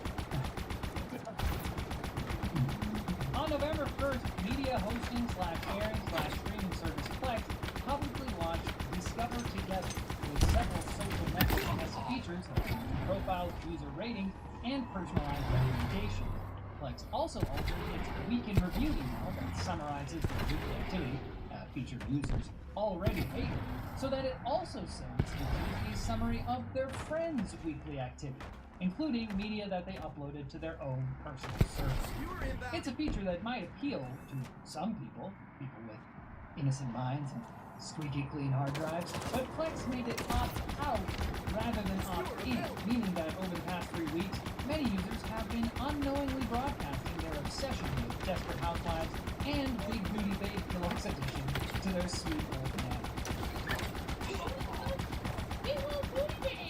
You might be doing her a favor, you don't know. So changing your privacy settings now might be free, especially for Plex users with certain specific tastes. Now it's time for Quick Bits, brought to you by The Ridge, maker of excellent slim wallets. Because the only thing that should be bursting at the seams this holiday season is Santa's bag.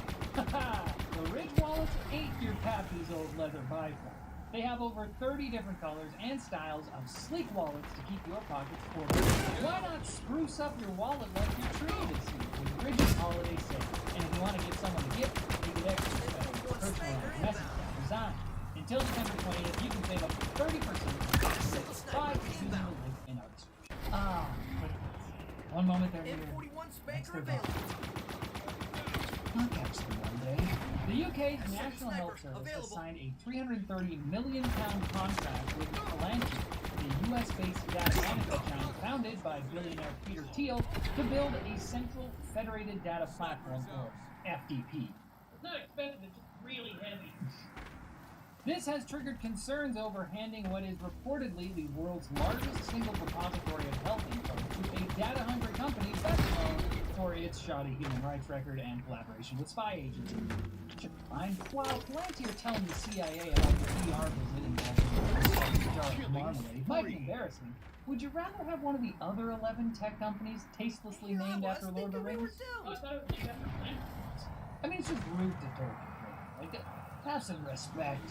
I'm actually Reports indicate a disturbing pattern of accidents and injuries at Tesla's giant factory in Austin.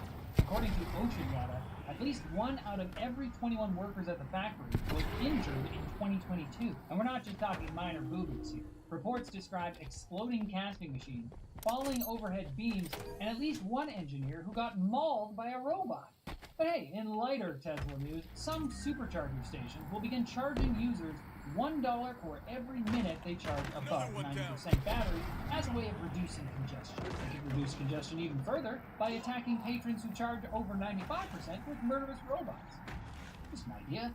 Sony has completed a field trial in collaboration with the Associated Press for its in-camera authenticity technology, which, like similar tech announced by Leica last month, adds a digital signature to photos at the moment of capture. Because how do you know when your photo is really the computer says it is. Maybe it's AI. Seriously though, digital authentication like this is becoming increasingly necessary as it gets easier and easier to create photorealistic images with AI. Because I'd like to have a legitimate way to answer the question, Pope or no Pope? I want to know what the Pope is. By looking at the Pope? No. Amazon has confirmed that it will be laying off several hundred workers in its Alexa division as part of a shift towards generative AI, despite the fact that many of their recent efforts involved integrating AI into it. Amazon stated that laid-off workers only represent a relatively small percentage of the total number of people in the devices business. which is a fun way of saying your company can casually fire the population of a large village and not even notice. These workers joined the over 27,000 employees Amazon has laid off over the course of the past year, who, collectively, are a big enough community to deserve their own mayor and postal. And NASA is testing ground-to-space I'm on an ain't no run technology by using lasers to transmit information. The hope is this technology will help send higher data rate communications to distant places like Mars, as the space agency prepares for more study of the planet that will also be the color of lasers. Their experiment could even expand the use case for optical data transmission. Right now, the only message a laser can accurately convey is, you are in danger from either bullets or a cat. I like it, and to make sure the only thing you're in danger of is more tech news, make sure to come back on Friday. You don't, can't make any promises. The internet is generally a hostile environment, but on extremely rare circumstances, we've seen folks online set aside their S7 sniper inbound. failure with the shores of Crete. The true extent of the woman's injuries will become apparent. The impact of Sandy's fall had broken a total of 20 bones in her body, including 8 ribs, both shoulders, her pelvis, and others. And this was in addition to several other painful injuries that she suffered, such as 7 spinal fractures, torn tendons, and a dislocated collarbone. While the woman was battered, bruised, and in immense pain, she was alive. And it was all thanks to that scuba instructor on Facebook. Due to the extent of her injuries, Sandy was in hospital for nearly 4 months until she was finally healthy enough to board a plane and return home to England. Needless to say, the woman has stated on many occasions that it was thanks to this scuba Let me get one more. Let me get one more. known that she survived. This is just one of those really fortunate cases where somebody that was an expert on local topography just so happened to stumble upon a Facebook post of someone asking for help saying they rescue. Killing frenzy. Break for Sandy here. Let's go, baby. 10-0. Over the years, many of you have likely heard stories of elderly individuals with dementia getting lost or meandering away from their residences and getting killed in the process due to unfortunate accidents. One such case may have been the outcome in this next story if it wasn't for some kind Redditors helping a man find his mother. On April 21st of 2014, a woman by the name of May Goldberg would wander off from her apartment in Manhattan, New York, without her family's knowledge. May was 59 years old and said to have been afflicted with severe dementia. Existing in a near constant state of confusion, this is pretty dangerous considering a city like New York. May Goldberg's son, Josh, would be the first to discover that she had wandered away from the apartment. After this discovery, the man would make a call to local police and inform them of her disappearance, but didn't yield any initial results in their search. Desperate to find his mother, Josh would put up a Reddit post asking the Reddit community for help in his endeavor. Josh Goldberg 89 posted, "My mom with Alzheimer's is missing in the Upper West Side of Manhattan." Let's see The what post later happens if tagged I the join missing into person. this Hello, game all. now. My mother went missing yesterday after wandering out of my parents' apartment on West 69th Street between Central Park and West Columbus. She was alone in the apartment Do at I the get to time, and get we believe in? she left in the early afternoon. Her name is May Goldberg. She is 59 years old, Chinese, 5'6", and 115 pounds. She has shoulder-length black hair, and we believe she might be wearing a white long-sleeve zip-up fleece. She speaks both Mandarin Chinese and English. She walks with a slight limp due to hip replacement surgery she had several years ago. She has severe dementia. We have contacted the New York Police Department as well as several missing persons Alzheimer's associations to assist us with the search. We are currently putting up flyers in the surrounding areas, and her information should be broadcast on several local news outlets soon. If anyone has any information that could help us find her, please private message me or contact the New York Police Department directly. I have attached a link to the New York Police Department's tweet about her case. If there is any relevant information that I have left out of this post, please let me know. Thanks. Josh would go on to attach several images of his mother that could be used to possibly find her. This post soliciting the help of the r/New York City subreddit started to go viral across the entire website, with hundreds of users flooding the comment section, offering words of support and saying that they were going out and attempting to find her. The massive amount of interest that this thread received caused it to go viral in other areas of the internet, and police began to take the missing persons report more seriously, even tweeting out to the public from official accounts urging the public to report the woman if they had seen her. Find only much. People had to actually find May. Keep in mind that Josh's post was published at 4:25 p.m. and it would be getting dark soon. This darkness only making the situation more dangerous. And that's when a breakthrough is made. Sometime later, Josh would update his thread claiming that he had received a tip. Quote, I just received the tip that my mother might have been spotted on 71st Street and West End Avenue. It was reported that she was headed west on 71st towards the waterside. Please be on the lookout if you were in the area, including Riverside Park and Piers. The tip was actually, in a way, a bit disturbing too, though, because with the anonymous tipper saying that, hey, she's headed towards the waterside, people in the thread started to freak out and suspect that maybe she was going to drown on accident by falling into the river. This tip was later revealed to be submitted by a Reddit user named Jerry Orama. Jerry Orama had been following Josh's thread and got in contact with him, claiming that he had eyes on the woman that he was looking for. A quote from Jerry Orama says, I quickly pulled out my phone and visited this page to ensure it's indeed her. I approached her, asked for her name, told her that her family is looking for her, and took her to the Hyatt Hotel lobby to contact police. The gentleman and lady at the Hyatt front desk were extremely helpful and they contacted the police. 2 police officers arrived within 3 minutes. They identified May and I believe they called for an ambulance. Jerry Orama had successfully identified May and with the help of police managed to find and get the woman to safety. She was taken to a hospital as a precaution but was determined to be unharmed. Josh was made aware of this development and was reunited with his once lost mother, thanks to user Jerry Orama for finding her on the street and alerting the authorities. The outpouring of support has been completely overwhelming. My family and I send a huge thank you to the entire Reddit community. You are amazing. Thank you. Tens of thousands of individuals suffering from dementia go missing each year, many of them never returning home or they become injured or killed while they're gone. Thankfully, this wasn't the case in the disappearance of May Goldberg. Thanks to Reddit, she was found and made safe. Friendly reminder, rocket jumping is physically impossible. This next story involves an internet user who stumbled upon an Instagram photo, this discovery leading to someone's cancer diagnosis. On Thanksgiving Day of 2017, a woman by the name of Sarah Frey was having a family gathering, celebrating the holiday like millions of other Americans around the country. During this gathering, many family photos were taken. One of these images not only captured a family moment, but captured the intrigue of the entire internet. It was this photo of the woman's 91-year-old grandfather, John Rezepa, the man holding 2 of his great-grandkids. A seemingly innocuous and normal photo, Sarah would take this image and upload it to Instagram not long after. However, upon posting this image, instead of being met with sweet messages and comments, she was met with a wall of concern. And it was all because of this discoloration.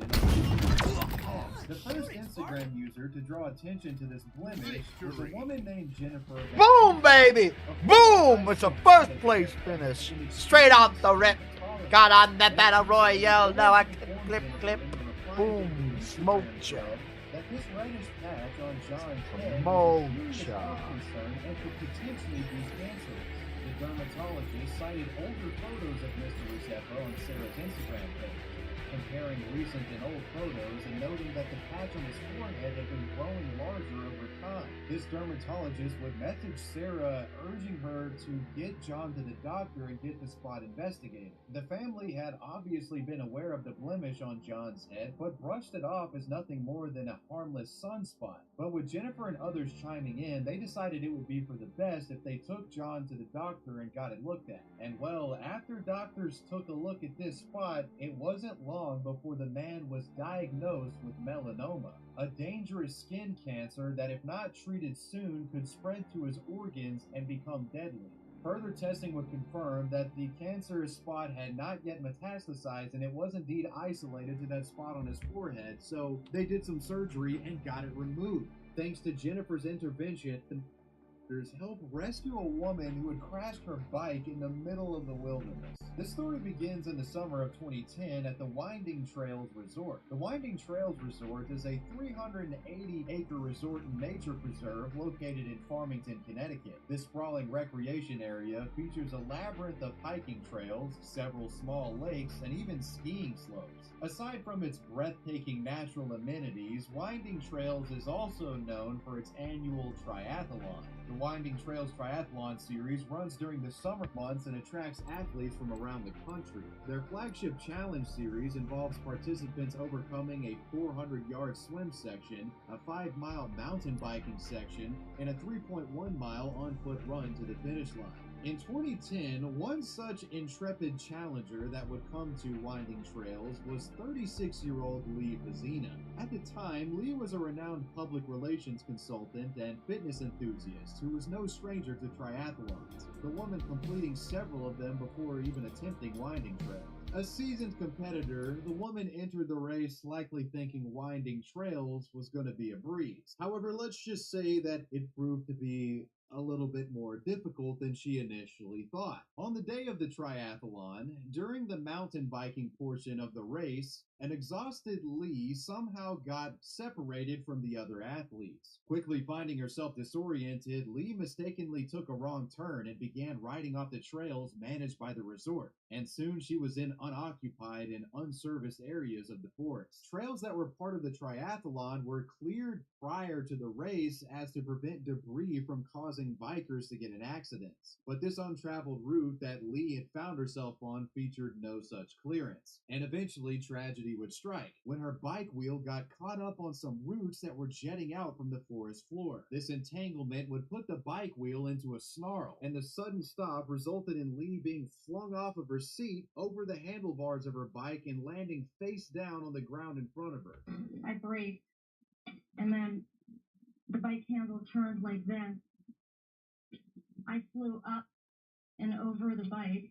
Thankfully, most of the impact to her head was absorbed by the helmet, but the rest of her body wasn't so lucky. As the disorientation from the spill passed, Lee found herself unable to walk or use her bike in any capacity to get out of the woods. She would initially yell out for help, but she was far from any main road or inhabited area, and no one heard the woman's cries. Trying to remain calm, Lee remembered that she brought her BlackBerry phone with her on this bike ride. The BlackBerry phone had been thrown during the crash, but Lee managed to crawl across the ground and found where it had landed. So now she had a lifeline. How was she going to use it? In dire need of assistance, Lee attempted to call her cousin who was in town at the time, but the cell service was limited and she wasn't able to get through with the call. After toying with the phone for some time, she discovered that her SMS services were disabled, yet she had a faint internet signal. The gears in her head started moving. Unable to make a call or send a text, Lee logs into her Twitter account.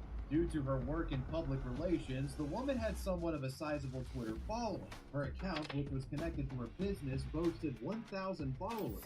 Seeing these followers as her only chance at getting rescued, she drafts up a plea for help. I've had a serious injury. Help. Can someone please call Winding Trails in Farmington, Connecticut? Tell them I'm stuck. Bike crash in woods. This was soon followed by several other tweets, further explaining her situation. One user saw the post and initially thought she was joking. Lee would quickly inform them that her situation was no laughing matter. This is not a joke. I'm lost in the woods on a mini triathlon.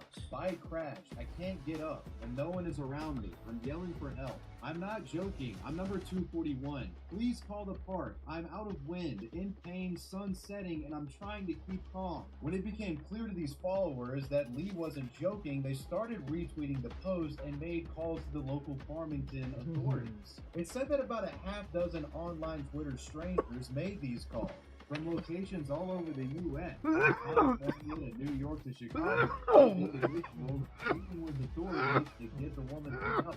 Now aware that one of the triathlon athletes were missing, the Farmington Fire Department set out to the resort to scan for the woman. The situation was beginning to look more hopeful. As the fire department began searching the hiking trails, Lee would make another tweet. Thanks, I hear sirens now. Hope they can find me. and after about 20 minutes of searching, rescue crews managed to discover the crash site, and they found Lee. Lee was loaded up onto a stretcher and then taken to the University of Connecticut Medical Center to be treated for her injury. Lee was Lee wasn't since the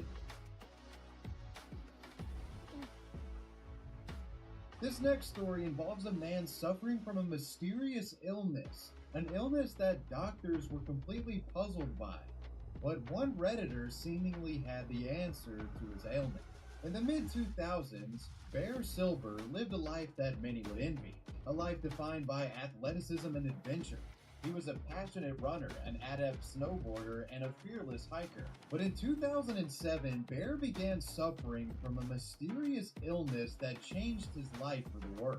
It began with frequent bouts of high blood pressure, followed by weight gain. Bear's athleticism, which was once his proudest, sort of character attribute, really started going out of the window. For some unexplained reason, he was suffering from high blood pressure, started gaining a bunch of weight, and just had random pains. Match found. As Bear's physical condition continued to worsen, he found himself isolating himself from friends and family. He was so miserable at times that he had to miss out on major family milestones, such as weddings, funerals, and birthdays. Initially feeling as if his situation may have just been some wave of depression that was causing these symptoms, Bear eventually decided that something was probably seriously wrong with him. Seeking help, Bear would turn to his primary care doctor. This visit would yield no major diagnosis and resulted in him being prescribed blood pressure medication as a temporary resolution to his problems. But this blood pressure medication was more or less a band-aid. He continued to feel fatigued all the time, and his weight gain continued. And this would be the case for several years. Over the years, Bear would undergo a battery of tests and medical exams, none ever really yielding any sort of pinpoint diagnosis.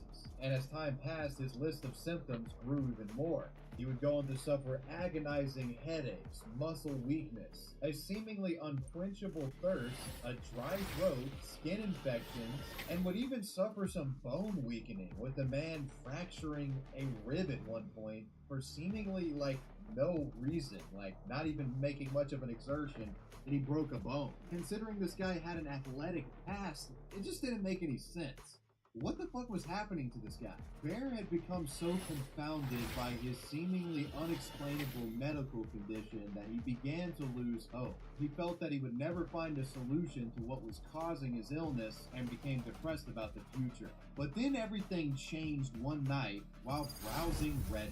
On a seemingly ordinary weekend night, amidst his routine internet explorations on Reddit, Bear's cursor landed on an image that would change the course of his life forever. It was a photograph of a bizarre-looking overweight man. The image accompanied with the caption, I wasn't strong enough before, but now I am strong enough for us all. Into the comments to see what people were saying, and there, amidst these threads, How's everybody doing today? he stumbled upon Hello. a revelation. The highest-rated comment in this thread suggested that the man in the image might have been affected. That's good to hear. A serious medical Anyone else condition got a mic? caused by the overproduction of cortisol hormone.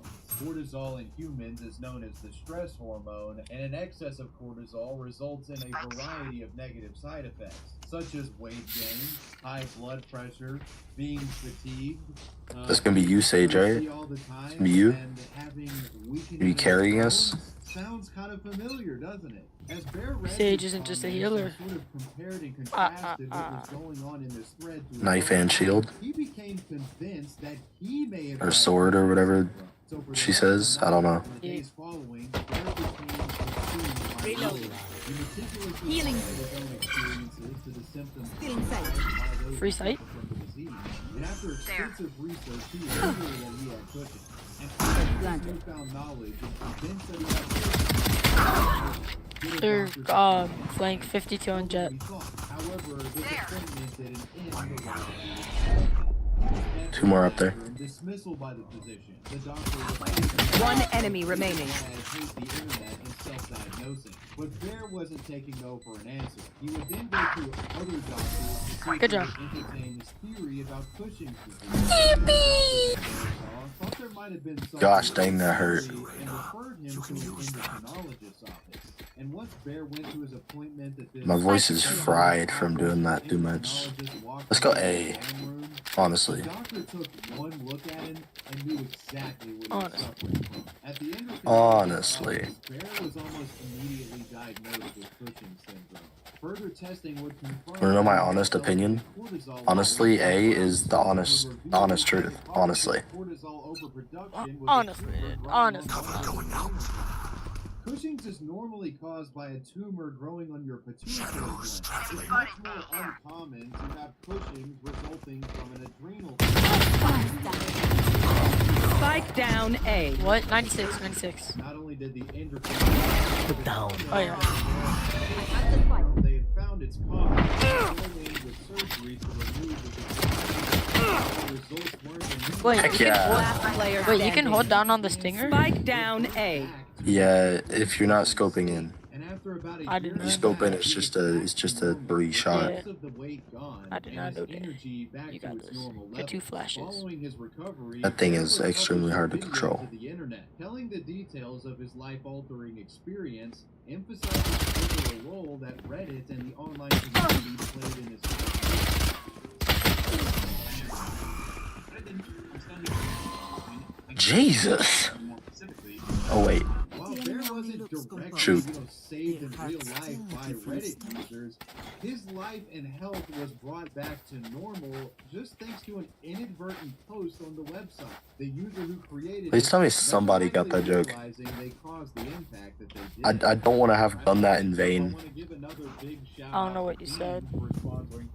I said their name.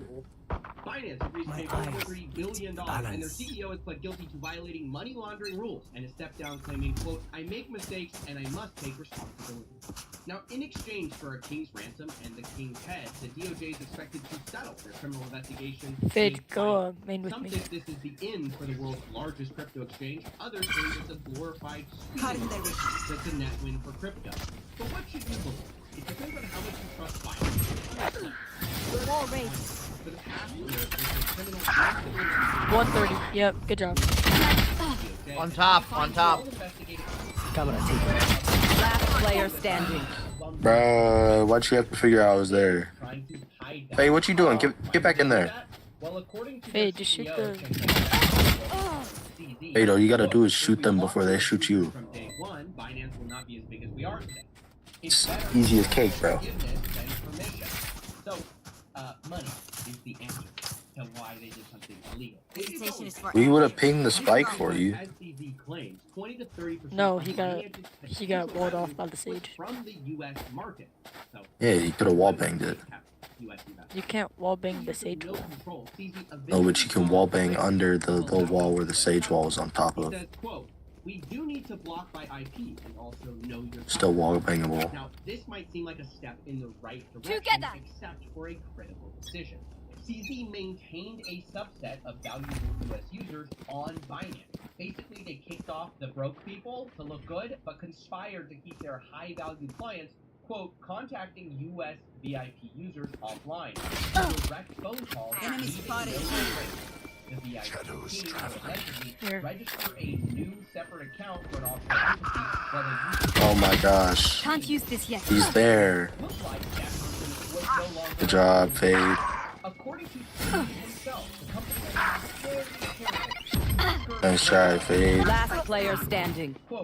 Spike down A. Users, and we want to help them. We miscategorize Nice try. Actually, they are not. So that's bad. But it I need to step it up a gear. If I ain't talking, my bad, y'all. I'll try to give comms when I can. Money through their platform. One compliance employee even wrote, quote, we need a banner. Is washing blood money too hard to finance? We got Reloading. An example of this was when Hydra, a popular Russian darknet marketplace, transferred $106 million in Bitcoin to Binance.com and laundered their money through it. But not only did Binance have little to no money laundering controls in place, even when illegal funds were found, I've got your trail. Exceptions for their VIPs. In one example, a user was told, to be careful with his flow of funds, especially from darknet like Tiger. Oh my gosh, 51 on Jet. But this current one has to go, it's bad. But what is the point of flagging money laundering if it's going to tell the guy to start a new account and try hard? And I bring these issues up not just because they're pertinent to the settlement, which they are, but also because he did. Yo, let him push us. Let him push us. We got the event, let him push us. Part of this agreement. Here, go to site, go to site. Nice shot. Last player standing. 80 on the... Spike down, B. I have the spike. He's right under drop, by the way. So large and attractive to crypto people in spite of its loose money laundering control. This guy's hit 80, so he's like half health. W movement here, by the way. 30 seconds left. With I don't know the answers, but it certainly isn't zero. Red planet. They teleported.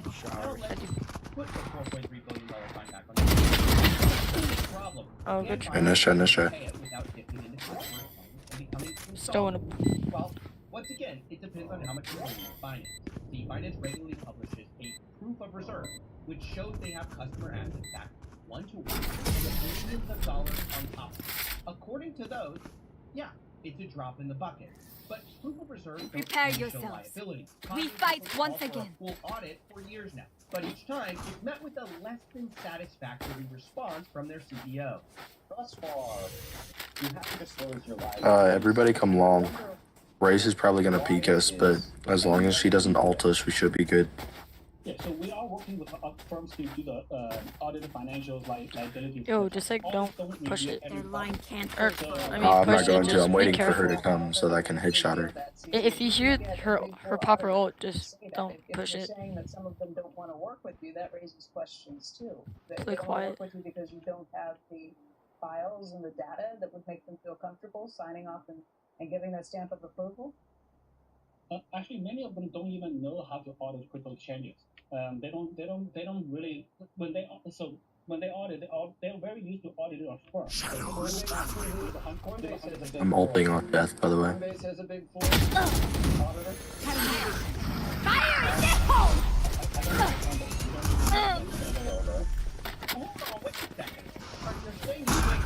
Wall rage.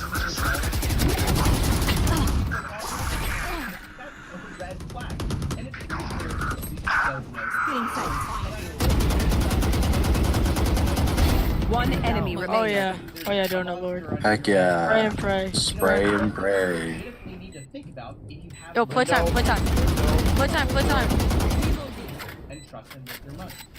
Let her come to you. Last player standing. How is that not a head tap? She has hit 90, by the way. Just listen to Binance's CEO. Oh yeah. You ready? Thank you. Earlier this year, and I still don't understand how that wasn't a head tap, though. Wasn't that on her head? And I will kill to It was like right under it. What the heck? I did Oh yeah, that that makes to their sense. jet. I did that to their jet also. We'll let the lawyers handle it. 5, 5, and 3. We keeping it even, baby. We can go away. Ours. We all have ults, so somebody needs to use one this round. I'll use mine. I guess. Don't use it. Cause I'll get mine the fastest. So, especially in light of that large layoff at the company earlier this year, I'm personally not optimistic about Binance's future, although, as I said, without a more Oh shoot. Okay, Sky is their spawn. I think there's one Sage, where you at? Questions, concerns. Where are you? May I please get a res? No charges yet. Stay inside. Enemy spotted. Reloading. Light plant. Earlier this year, CZ started to dismiss Hey, dead bodies anywhere? No. pictures of a problem at Binance and just do this. Use your ult. Jesus Phoenix coming to you. Yo, Cypher, use your ult. Oh. Cypher. I can't. I need a dead body. What do you mean? Last player standing. I need a dead body. I didn't know how Cypher's ult works. On the most humble Just play time. same guy who also made the same. One enemy remaining. And it definitely was. Good job. Good job. You know, I had to go for it. Might as well. Yeah, good. Oh, and he lost his arm. Oh yeah. Rookie moves. Stay alive. I want their life, not yours. He's the richest guy in the world. Did you know there was a point in time where Jet's updraft was so overpowered that she could literally updraft over the Spike's bomb radius? But his mom still told him No. It was crazy. I'm new to this game. his incredible story. Oh shoot. You're playing good for somebody that's new. No, I'm not that new. I'm not that new. You're still playing good. Playing kind of bad. I have the spike. Okay, I don't Raise know. one day. I've got your trail. Don't be too sure because it could have been the other one. That wasn't a fake. I know for sure. It was. Okay, Fade is AFK. Okay, well we know Fade is behind us. Overclockers from AMD, including the ever-popular Joe Battle, were able to get an all-core overclock of 6 GHz. Now, this was done with liquid nitrogen. Enemy down. Spike down B. Before the 79 Get out of my way. X, the highest score was with 2 EPYC CPUs. Granted, those were water-cooled. Goodbye. Scored 147,668. But Oh, we don't have Spike. Since that Threadripper score came out, it's actually been beat multiple times already. No, we do not, and I'm saving because I have 8 health. Oh, hey, just go for it. All the way up to 6.2. Last player standing. Okay. Scored a shocking 210,700. Because I won't have enough to buy next round, so I kind of need to save. Yeah, you're fine. Threadripper CPUs are the unrivaled champs at multi-threaded performance. And next up for today, Asus just announced a world. I am AFK, that is true. Just not in our spawn. But first, we're all tech enthusiasts, so you probably have a laptop, a tablet, a Oh, I'm playing hide and 10 seek. seconds left. The problem is that you need something to charge it all and charge it fast. Well, today I've got the first ever 300 watt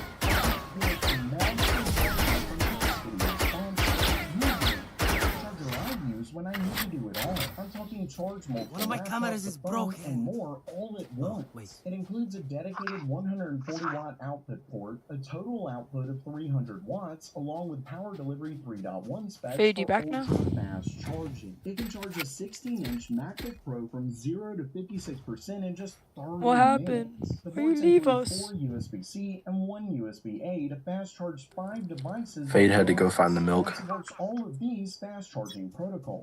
Oh, and don't worry about overheating, because their built-in thermal guard reads the temperature 6,000 times a minute to keep all your connected devices Win that gunfight. And that includes overcharge, overheating, and excess current protection. So Didn't go through TP. the Ugrain Nexo 300 watt charger today. Plus, Ugrain is offering Black Friday deals for up to 50% off. Check that out in the description below. Now back to the story. Just today, Asus announced the dual RTX 4060 Ti SSD. Yeah, you heard that right. A GPU SSD. Oh, yeah. If that has you scratching your head, let me explain. The dual GeForce RTX 4060 Ti SSD is essentially a full-blown GPU. It comes with all the features of NVIDIA's 4060 Ti in a 2.5 slot design with a single 8-pin connector. But it also comes with a very interesting cutout on the rear. Yo, can I get a heal? SSD slot, making this the first ever GPU. For you. Long. Last player standing. 78 Jet. One day. Jet's window. Because the SSD capability. According to Asus, this actually gives No. Why are you sprinting? Why are you I running? thought I still had a Phantom. Why are you running gunning? And I already hit her a bunch, so she's Don't run literal and gun, one tap though. right now. Bro, don't run and gun. I must be doing something right. I have 10 kills. Next up, a new lawsuit is accusing Nvidia of stealing trade You got them from running gunning. Most of them I did, actually. around the software developer who took a job with Nvidia back in 2021. Shortly after quitting at the German There's a lot of stuff you can do if you just don't follow what most people thinks the rules of Valorant are. staff were on a video call with Like shooting this pot before the game means you win. Honestly. During the video Pot that was right there, that pot. former employee was screen sharing his computer for the presentation. I'll watch Flank. But when he minimized the presentation, he didn't end the screen I sharing. have pistol. And on his computer, he actually had Vallejo Pistol. covered, as well as a file description that said Vallejo codes. Apparently, the Vallejo employees on the conference call I have another pistol. and screenshot it before the call could be ended. According to the lawsuit, Vallejo then conducted an audit on their systems and found that on April of 2021, the former employee Running away. No, I have a gun. Vallejo's parking and There's one behind you, Sage. from his valet computer to a personal computer. There were apparently Sage, Somebody in heaven. thousands of files. Sage, I'm smoking for you. Go. Okay, this may Not Smokey the Bear. He may not have known that he was going to leave the company or whatever. But here's the thing. One enemy remaining. My ultimate is ready. You stole my kill. Here. Why'd you smoke that? Can't use this yet. So it certainly seems like he did do something wrong. According to Vallejo's lawsuit, Nvidia's software... 5, I can heal you. Stay back. Okay, well, go there wherever you want. No, I'm over you. Look up. Thank you. Oh shoot, I missed. Oh shoot, I missed again. Oh shoot, I missed again. I was hoping he like wouldn't know where I was. Either way, it doesn't Or I was hoping he'd like. You see, the peek joke it. was I was purposely missing. If you're like me and you feel like GPU I was hoping he would like. Somebody take this off from me. There you get a Sage. Or not. I was hoping he'd like peek that, and I'm right above the Sage, so like. Wiggity wiggity. What are we? Booga booga, I'm your daddy. Wait, when is the race bot on 69 damage? He's hearing some news on performance and pricing. For starters, he's currently aware of Careful here. This way to be Oh, crazy. why did none of us get Spike? You don't need that to win. Just kill them all. For the RX 8700 series and Navi 24 for the 8600 series. In terms of performance, his sources claim that the highest end Navi 4 SKU is around a 7900 Hit jet, coming out of TP. Now, I'm not sure begin. This Navi 31 SKU since it's technically not having Help me! Look out, Sky. Can I get a heal? Can I get a heal? One enemy remaining. Thank you. There's only one way Don't die. to justify that and sell GPUs. I won't. And that's with much cheaper prices. And according to Red Gaming Tech, these Navi 4 SKUs are going to be fairly small monolithic dies that won't be all that expensive. Basically, we may finally get GPUs in the mid-range. Smoke it. Thank you. I have a trip there. Don't wall that. As great as the Too late. RX480 back in the day, this time my ultimate is ready. So while that does us for today, are you pumped to finally get cheaper GPUs? And what do you think about that Nvidia lawsuit? Oh yeah, Down in the 39. comments below. And make sure you check out that monster Uber in the description below. And as always, have a great day. Ready to shoot, I have a trip up. Oh yeah, good No! job. I wanted to use my trip. Y'all making me mad sad Last right now. round before the switch. We cannot keep our goods after this. Spend all. I'm I about to can buy cry, some like more. honestly. Should I opt for funsies? No. I'm opting for funsies. Better hit your shots, boy. You already know I will, boy. We were told to come here from the drug bar. Oh yeah, then do it. Oh yeah. Oh yeah.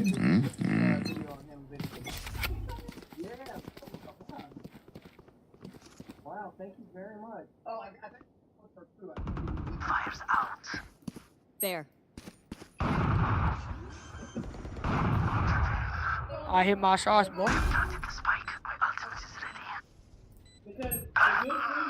Oh my god. Spike's down now. All you gotta do is not die and it's a free win. Fire in the hole!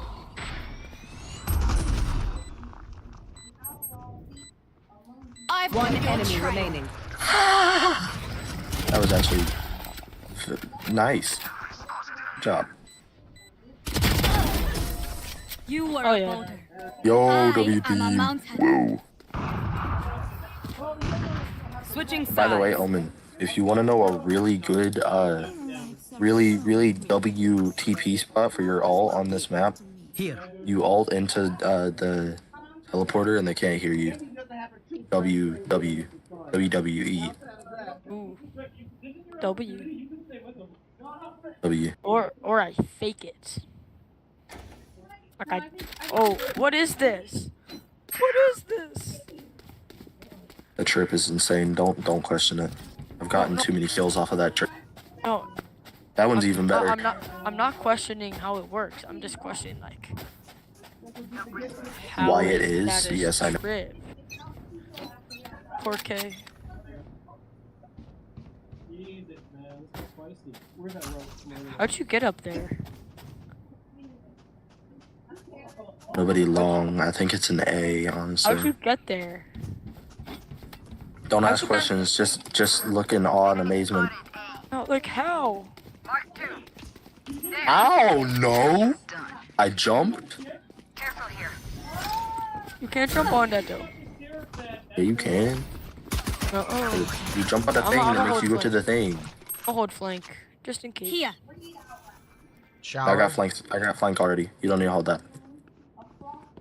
Got my cam set up and everything.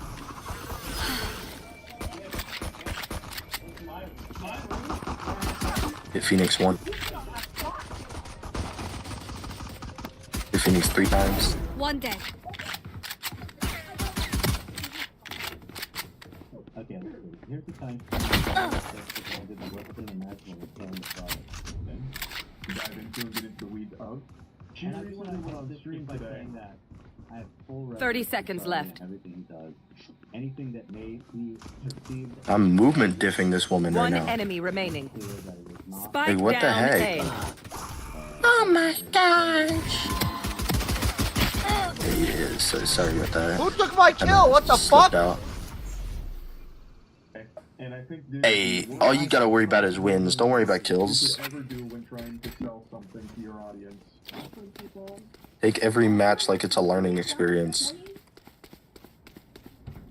Four bags. That's $7 a bag. I know math is hard. You're an idiot. But you should have booked for this pickup. I will find you. Matt was actually the one that sent me this clip today, and I just assumed this had to be some kind of bad joke she tried to tell. But watching the clip, it seems like she's legitimately upset and actually just calling people that don't want to pay for it or can't afford it broke. There. That's Got you. the elite gamer move that I had to take a step back to process that she would just say that publicly. I was Seems like B to me. You know, I mean, call me crazy. I'm moving over to No help. one B. There, you can definitely criticize the sport, but you know. Yep, they're here, B. Window. It seems clear to me that what she said is clear about it. Bunch of them window. I got you. I got you. Reload. I'm gonna wall it off.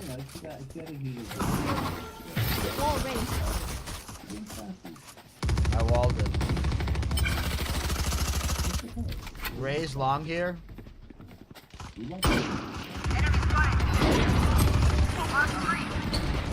Spike 89 down on 89 on Sky. Oh, you killed her. Good job. 30 seconds left. No, just kidding. I'm pulling your leg, party hard, just a joke.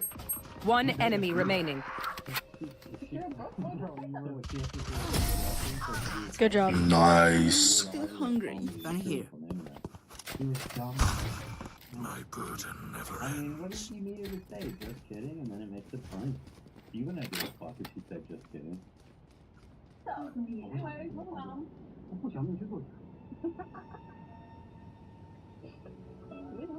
The guy's Vengeance Ghost is honestly pretty sick. It really is.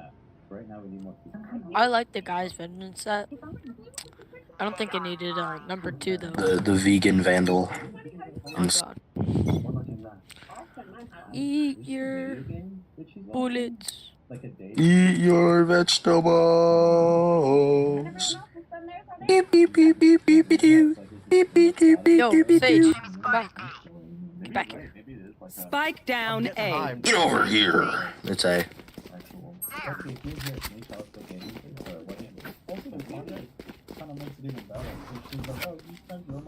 Looks like they're already on site. They're in you. Back off, Jesus, I can heal you. Healing you. Bring them down. Jet over here. And Reyna.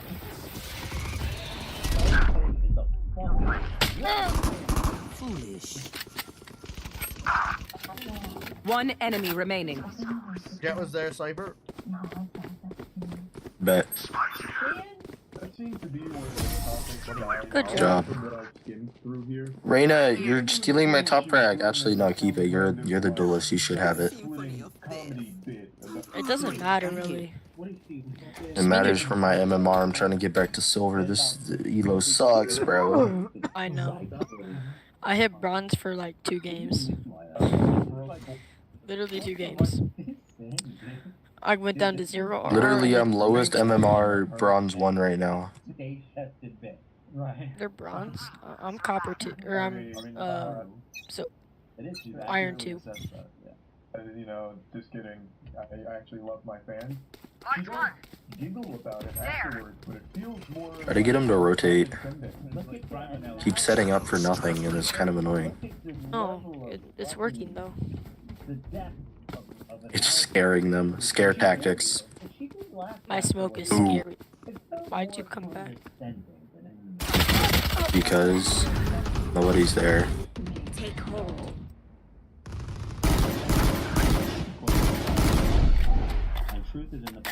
Bring them down. I could use a heal. Oh, never mind. That person's Could dead. you? Cage triggered. Find you.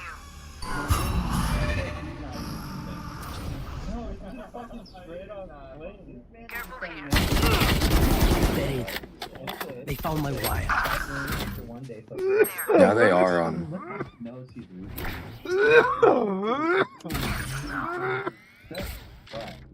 Yeah, I'm just gonna like stay on cam for y'all. No, get over here. Fine. One enemy remaining.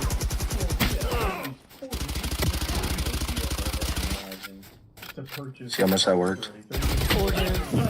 It's okay. Woo. Matter. Just defused. She's coming hookah. This fight is diffused. Boogity boogity. Oh, never mind. Weirdo. They're usually distracted once I reveal them. Omen, I have a question. Yeah. What it do? You know what I do. That's crazy. That's pretty bad faith and lame. You gonna do your A site setup this time? I As guarantee. well. I guarantee you could they go B. I guarantee it. Put her on timeout. How'd you get? Oh, I see how you got up there. Honesty only. Charlie said you're being honest at me. He also said that the guy was having a really good faith, happy, amicable disagreement. Alright. The guy who said that was actually like, My A site setup is so stupid, but it works for some reason. Actually, do you realize that that dude is basically he's an orphan that works at an orphan. Never mind, that word. Oh no, no, I've got your trail. I'm weirded out by them. I hate their tactics. They're annoying. Bring them down.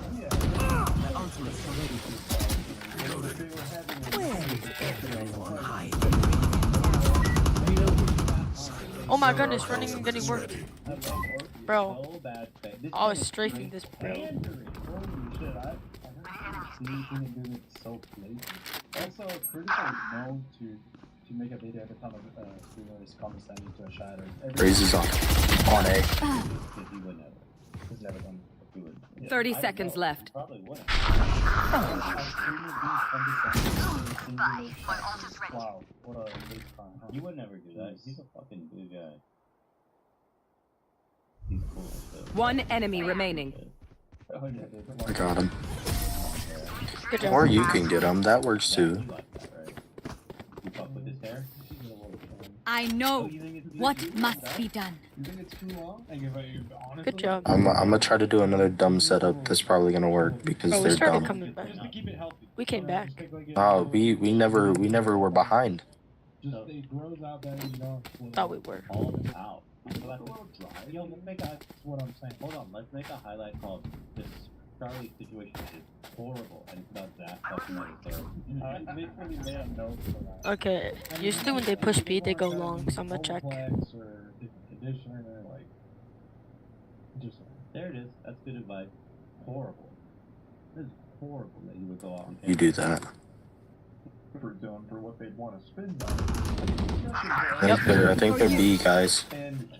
I could be mistaken, but I think. And I didn't put my cam up. Dang it. She says that's not what happened. Show me the chat. Oh, never mind. They are A. It's just a division. You were wrong. It doesn't work. It happens all the time. I can't teleport through it. Jiminy fucking cricket. You did it wrong then. Because you can. What? Why didn't that close? How do I tried. Probably a dead body or something in the way. No, there wasn't. I just Spike down A. My ultimate is not ready to help. Sight. Sight. Sight. Sight.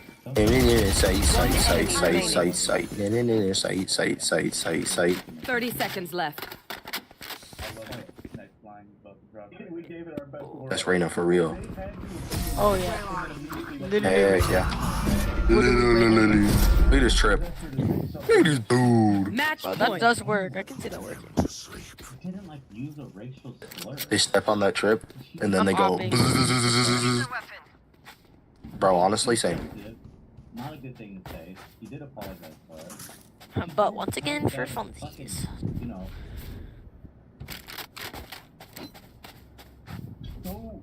No, you're not match MVP because the sky. You directly shame the consumer that you want to buy into your product is a No, I didn't get to buy my op. a strategy that I'm not sure the success rate of. Like $28, no matter how you spend it. The hunt begins. They will come. She keeps trying to break it down to 4-pack. I mean, again, he's not doing a good job. Yeah, it's not B. Rationalize it is pretty Oh shoot, he going sicko mode. $10 a bag, and that's still expensive, but then you also I want to take the teleporter, but I also like have an op, so that's not the best idea. Get out of my way! Hey, bro, you think it's too expensive? I think we should get out of her way. Oh, Pokey said she's correct. Nah, get in her way. Make her the way. I love Charlie. Fire in the hole! I don't think They teleported. Spike I planted. teleported. Of course, as soon as I get over here. Is that like a known thing? Is he a better Be at peace. My Most ultimate annoying. is ready. Enemy B. Bro, you just killed me. You just killed me, Sage. Charlie says that the chatter you were One enemy remaining. As soon as I stop I bullying. don't care if I killed you because I won the game. They have no right That was a big team effort and you were bottom first. So good game, y'all. And I defused the last spike. even if you're in that side of it, can we acknowledge that this is a whole lot of hubbub? Much ado about nothing, in the words of the great William Shakespeare, if he did ever exist. But don't you agree? This is a whole lot of fucking shit stirring over some damn cookies. Especially, again, with Ada Ross and XQC and Trainwreck and all these absolute scum fucks doing what they do on the internet. Dude, how was that unique? I didn't get it. There's no way. Oh fuck, it's late. I thought I was gonna do a short episode. It's goddamn 5 o'clock. The hell? Of cookies for $7 is still a lot, especially when you compare it to the product that they're basing it off of and supposedly approved upon, the Tootsie Midnight Cookies. Those were Okay, genius. Once again, it's Costco, which has a membership fee, and like she said, it was probably on discount because they're trying to get rid of it. Thanks. $10 a bag for 14 ounces. So even though the Tootsie Midnight Cookies different formulation, I don't know what the cost is on that. For $3 more per bag, they offered you 10 ounces more of product. And they were sold in Costco. A lot of people really enjoyed them, but most people didn't like the price. That was a pain point of that. $10 for a bag of cookies is a lot. Charlie spent some time on the Costco subreddit. I was just thinking, is his source the same thread because of that? It has to be. The top comment was that $10 for a bag, though. Yeah, he's a Costco head. He knows. Is that where they're getting it from? I mean, yeah, listen, if something's expensive, just don't buy it, you know what I mean? That's it. You know, Charlie? Right.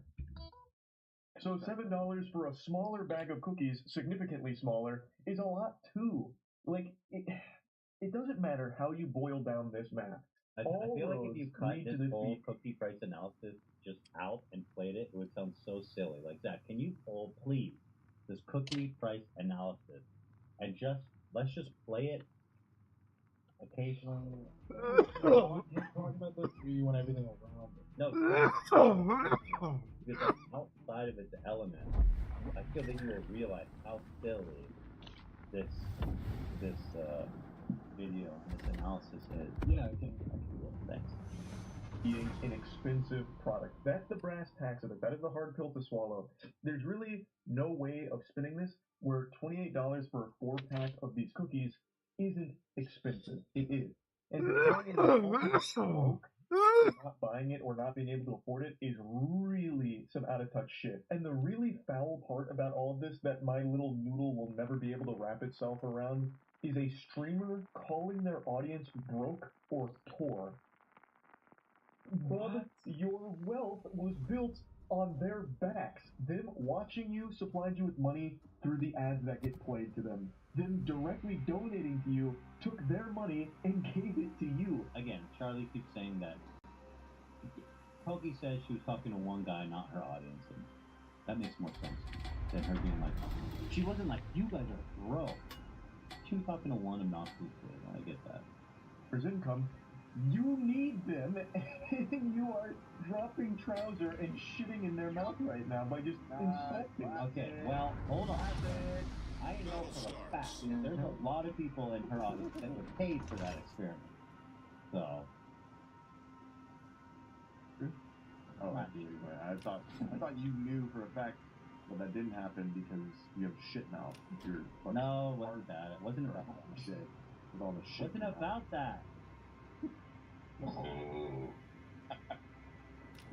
Over them having legitimate criticisms over the price point of the product. It makes no sense. Your wealth was accumulated. Yeah, I know what you mean. The whole video is like super disingenuous, and the way he's characterizing it is like she's shitting on her whole audience base, and that they're having a good faith conversation. Again, none of that's supportive. But that being said, I'm not even blaming Charlie because frankly, listen, if that's what he says, that's what it is. Just a Pokey, I don't know if he's like that. We did a horrible thing. Horrible. And the top comment is, I would not pay $7 for a bag of cookies, even if I was Elon Musk. How would you know what Elon Musk is? You're not Elon Musk. Elon Musk probably pays way more for cookies. It's not to Torpedoes, direct front. That man spent $55 billion on Twitter.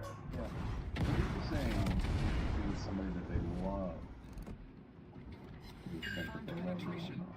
Her saying all that while rebooting a show as her job, while she eats overpriced cookies. I don't know what she's doing actually. I don't know what she's doing. Cam said the game is called. Oh, it is a game. It is a game. So she's not rebooting. No. Well, I don't know shit, and I figured out now that was a game. 1.2K people just like rebooting. They're expecting the audience's mathematical ability whilst at the same time not understanding the proportion between price and content is smart. That's all I know. True women. The ship is on fire! $7 for a really off bag of cookies and $110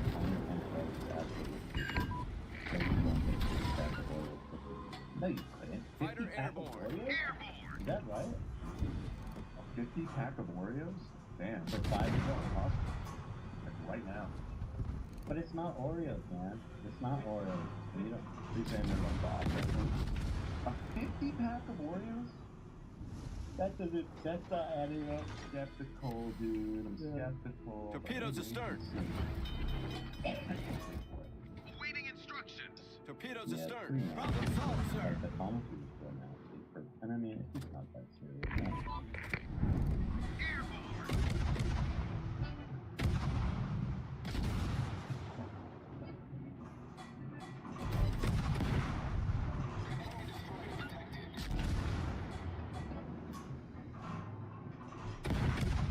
Today's video is brought to you by our friends over at ExpressVPN, ladies and gentlemen. Now, one of the reasons why I use this is for IP obfuscation.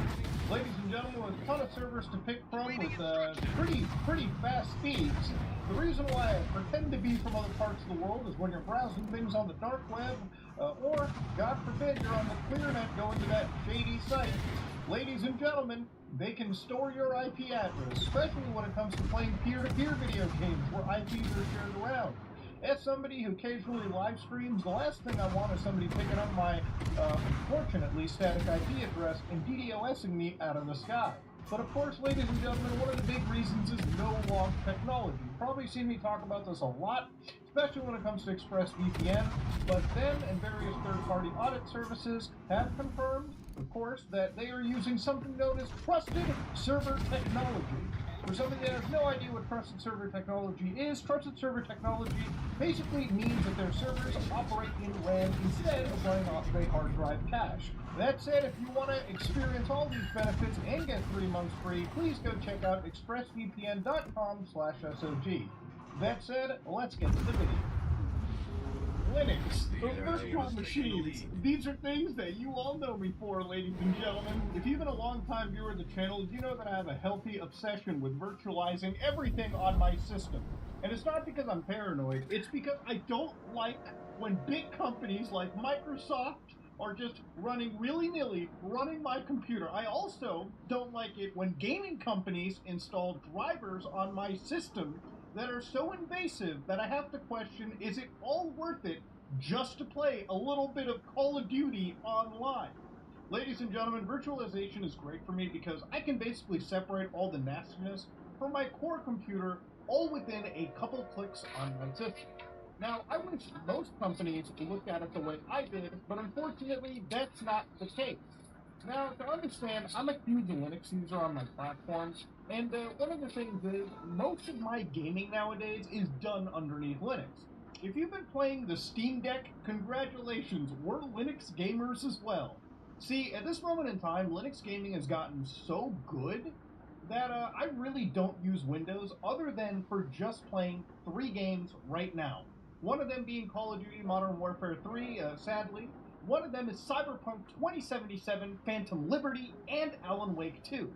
To understand why I play those 2 games in a virtual machine, it's because the graphic settings are so good on those games that you can enable things like path tracing, which makes the ray tracing go insanely on crack. It makes the actual visuals so worth it to the point where enabling these features, I can actually tell a difference in lighting, reflections, so on and so forth. It makes games like Cyberpunk 2077 even more immersive than they actually are. And it puts them at a night and day difference between playing them on a standard console like the Xbox Series X, the PlayStation 5, and a tricked out PC. The problem is, these feature sets require some serious assists to run. Without me using a lot of the DLSS features that NVIDIA provides, this game runs at like 30 frames per second on a 4090. To give you an idea, the graphic settings that I'm using are so heavy that they absolutely drop the highest grade graphics card on the market to its knees. So what does NVIDIA do? They release something known as DLSS frame generation. So alongside running the game at a smaller resolution and upscaling it while it looks pretty close to native, they have a frame duplication technology. So when I'm getting 30 frames, enabling DLSS and having enough CPU headroom, I can actually play the game at up to 60 frames or beyond. It makes playing this game actually playable underneath this system. Yeah, I have to deal with some input lag, but you know what? To be honest, I'm surprised the input lag is as good as it is. Because I played 52 hours of this game underneath these graphic settings, and I am absolutely loving it. But to understand, ladies and gentlemen, this is a very, very specific case. These graphic settings only exist in Windows. Yeah, we're sitting at a point where graphic settings and technologies are locked to operating systems. Now, there are some vendors like AMD that absolutely go out of their way to make sure everything is agnostic, meaning that if you are playing on Linux, Windows, fucking Mac at this point, you may actually have the opportunity to enable some of these features. They're not as good as NVIDIA, but they run across the board. So, ladies and gentlemen, quick recap here, Linux gaming is great. Aside from a few very specific rare case technologies like frame generation, a lot of games run day one out of the box underneath Linux. It's actually so easy that you can have any distribution right now. All you have to do is fire up Steam as it's here, go to your gaming library, and basically any game that you find here, for instance, Lethal Company, Great Games, Right Click, Properties, Compatibility, you can port specific Proton compatibility rules, which is what Valve's special sauce is. See, a lot of games don't run on Linux, so they're not really to make them.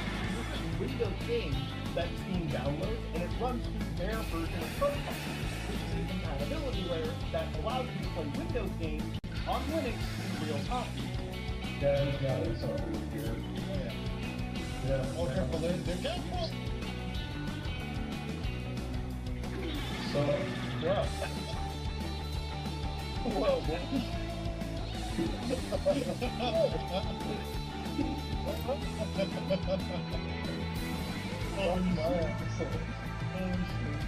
by hitting the green play button, it'll launch Valve version of Proton, their compatibility layer. You can play Windows games on PC. Now, this has went through so many advancements over the last few years. I can tell you right now, a couple of years ago, we couldn't even get DLSS working. Now we've got DLSS working, we've got ray tracing working. The only thing that doesn't work is that frame generation. I would play Cyberpunk 2077 underneath Linux. The problem is, I like to play over 30 frames per second if I can. If that one specific technology could work underneath Proton, that would make the only game I ever play underneath virtual machines where I need Windows is Call of Duty. And that's for a very specific reason, and it's one of the reasons why this video is titled the way that it is. I am willing to have my accounts banned. Now, a while back, I made a video in regards to me and BattleEye, Valorant, a lot of these big anti-cheats that were starting to crack down on virtual machines. For the longest time, I used to play games like Rainbow Six Siege. I don't anymore, because honestly, I have basically been kicked from it. To understand my setup, my system, I used to use virtual machines to play games like Rainbow Six Siege. Because anti-cheats was basically not work underneath Linux.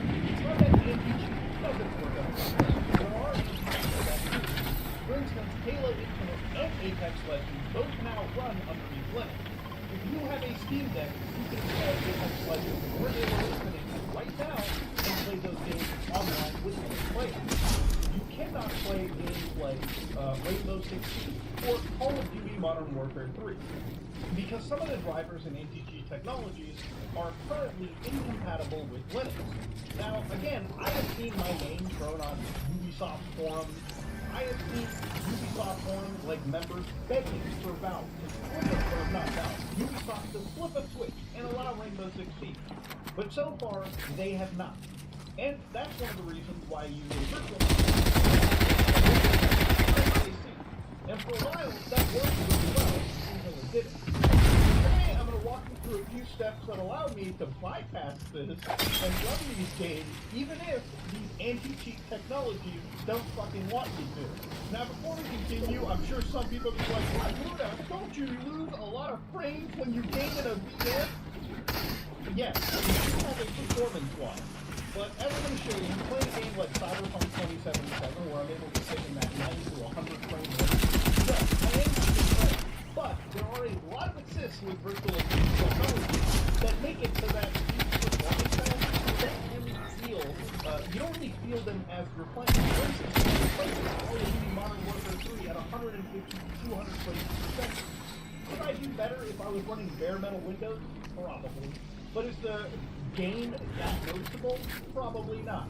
So when it comes to VR chat, when they're showcasing how to actually bypass or run their software in a virtual machine, because they use easy anti-cheat, an anti-cheat that bans virtual machines now, that should be a dead giveaway that the virtual machine gamers aren't the biggest threats in the world. But we'll get to that in a bit. So they showcase how to enable Hyper-V Enlightenment. Hyper-V, for those of you who don't know, I showcased as a way to bypass the Valorant anti-cheat. So Vanguard, at the time when I recorded, if you enable Microsoft Hyper-V, which was Microsoft's own virtualization platform that allows professionals to use it, what it would do is it would basically create a virtualization container and it would virtualize Windows underneath Hyper-V. So as soon as you enable Hyper-V, your Windows installation was basically running underneath a virtualized container. And so for a lot of these anti-cheats, it was, do we ban Hyper-V? Or a lot of these anti-cheats have their defensive bypass. The second benefit of doing this was if you were virtualizing like I do with QEMU and Linux, you would basically replace some of those Linux assists with Microsoft assists where applicable. And this would basically increase your performance piecemeal in special areas, basically depending on your setup or your whatnot. So according to them, by enabling Hyper-V, I could pass through basically whatever enlightenments I wanted to assist. And also they were teaching you how to basically introduce or spoof your hardware IDs. So for instance, this is information that you can obtain from your system. So by entering something known as DMID code, I was able to obtain all this information from my system's baseboard. By using this information, I could basically spoof it into my virtualized machine, and basically I could hide myself from these anti-cheats to a reasonable extent. Remember, you will never 100% hide yourself. You can only do a reasonably good job. Now this screen right here that you're seeing is the QEMU virtualization screen, okay? So to understand, this is a Windows 11 virtual machine that I use to play those three games on. And by going into this, specifically the entries where I'm talking about Hyper-V, I pass through so many of these assists like Relax State, Static State, Spin Lock State, BP Index, Runtime, Signage, S-Timer, Reset, Vendor, Frequencies, Enlightenment, PLD Flush, IPI, EVMCS.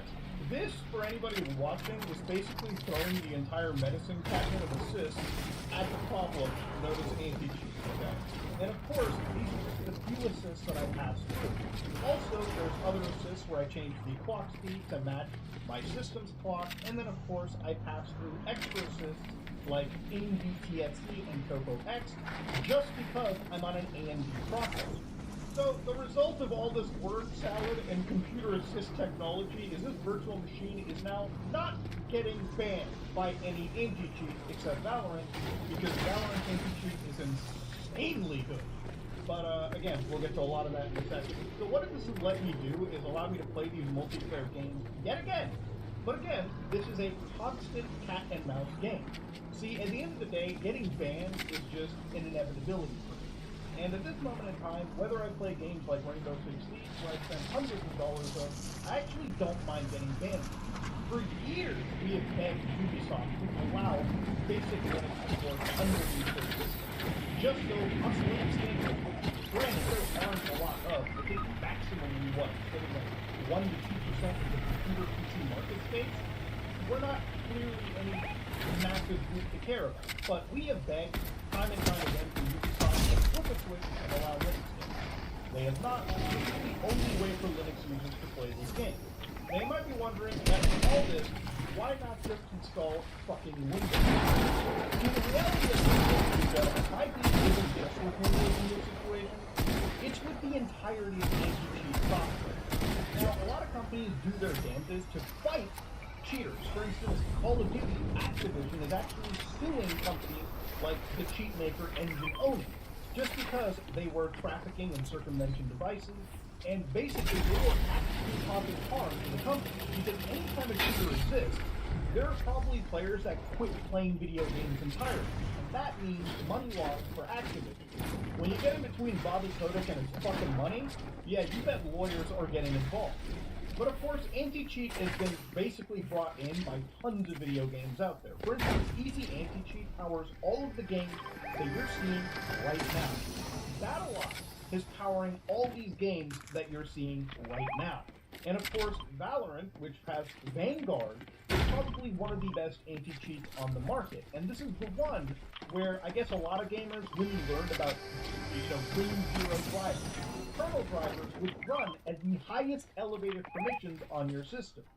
Now, as somebody that advocates privacy and computer security, you can imagine why I'm not comfortable with a video game. Remember, this is a video game. It's something for you to relax and enjoy for maybe an hour of your day. If that is running at the highest elevated permissions just to ensure a fair game, then for me, it's not worth playing that game, and I can just go play something else, right? That's where I kind of come into. Obviously, some gamers who love these type of things disagree. See, my stance means that I can't play basically 90% of multiplayer games out there on the market unless I, by technicality, am kind of violating the rules by using a virtual machine. I have a pretty hardline stance against this, and I think most people should. Call of Duty, which actually introduced Ricochet Anti-Cheat, which was their version of kernel anti-cheat security drivers. Again, these are Ring Zero drivers that are running at the most elevated permission level. And even these drivers don't seem to do a whole heck of a lot at times too. For instance, even according to Valorant, you can see footage online of people using what is known as extrasensory perception hacks, where this scumbag can see all of these players and where they are in relation to his distance. So again, this is the most stringent game in terms of security, and it's very good. I gotta give Riot Games credit, but it's still unfortunately violated. You have drug-out companies openly advertising on Google, teaching you about extrasensory perception cheats. And if you think Valorant has it bad, Tarkov has it even worse, where their game, I think the ratio is like an insane amount of cheaters to very few legitimate gamers. So yeah, these cheats exist, and unfortunately, they're not going anywhere, because these cheats are serious moneymakers for these scumbags. These cheats are being sold by the bucket list. And to give you an idea, it's gotten to the point where these cheats don't even touch video games. See, for these cheats to be detected, usually what will happen is anti-cheats will look through memories and process and see what actual programs are interacting with the game and what games are fuddling around with memory. But now there exist things like AI aimbots, which don't even touch the game. They just look at a video feed of the game and correct your mouse movements as you pan over other players using artificial intelligence, which again is getting to a point where it's very, very undetectable. A lot of people have the hardware to run this type of software in real time and basically use AI-based anti-cheat. For instance, this one scumbag is advertising an actual anti-cheat on YouTube. It should be removed. This is a violation of YouTube's TOS, where they're showing an AI cheat that as you pan over a player, reduces your mouse movement so you can better aim for heads or the body. And again, these scumbags sell it for $20 a month, 20 euros a month.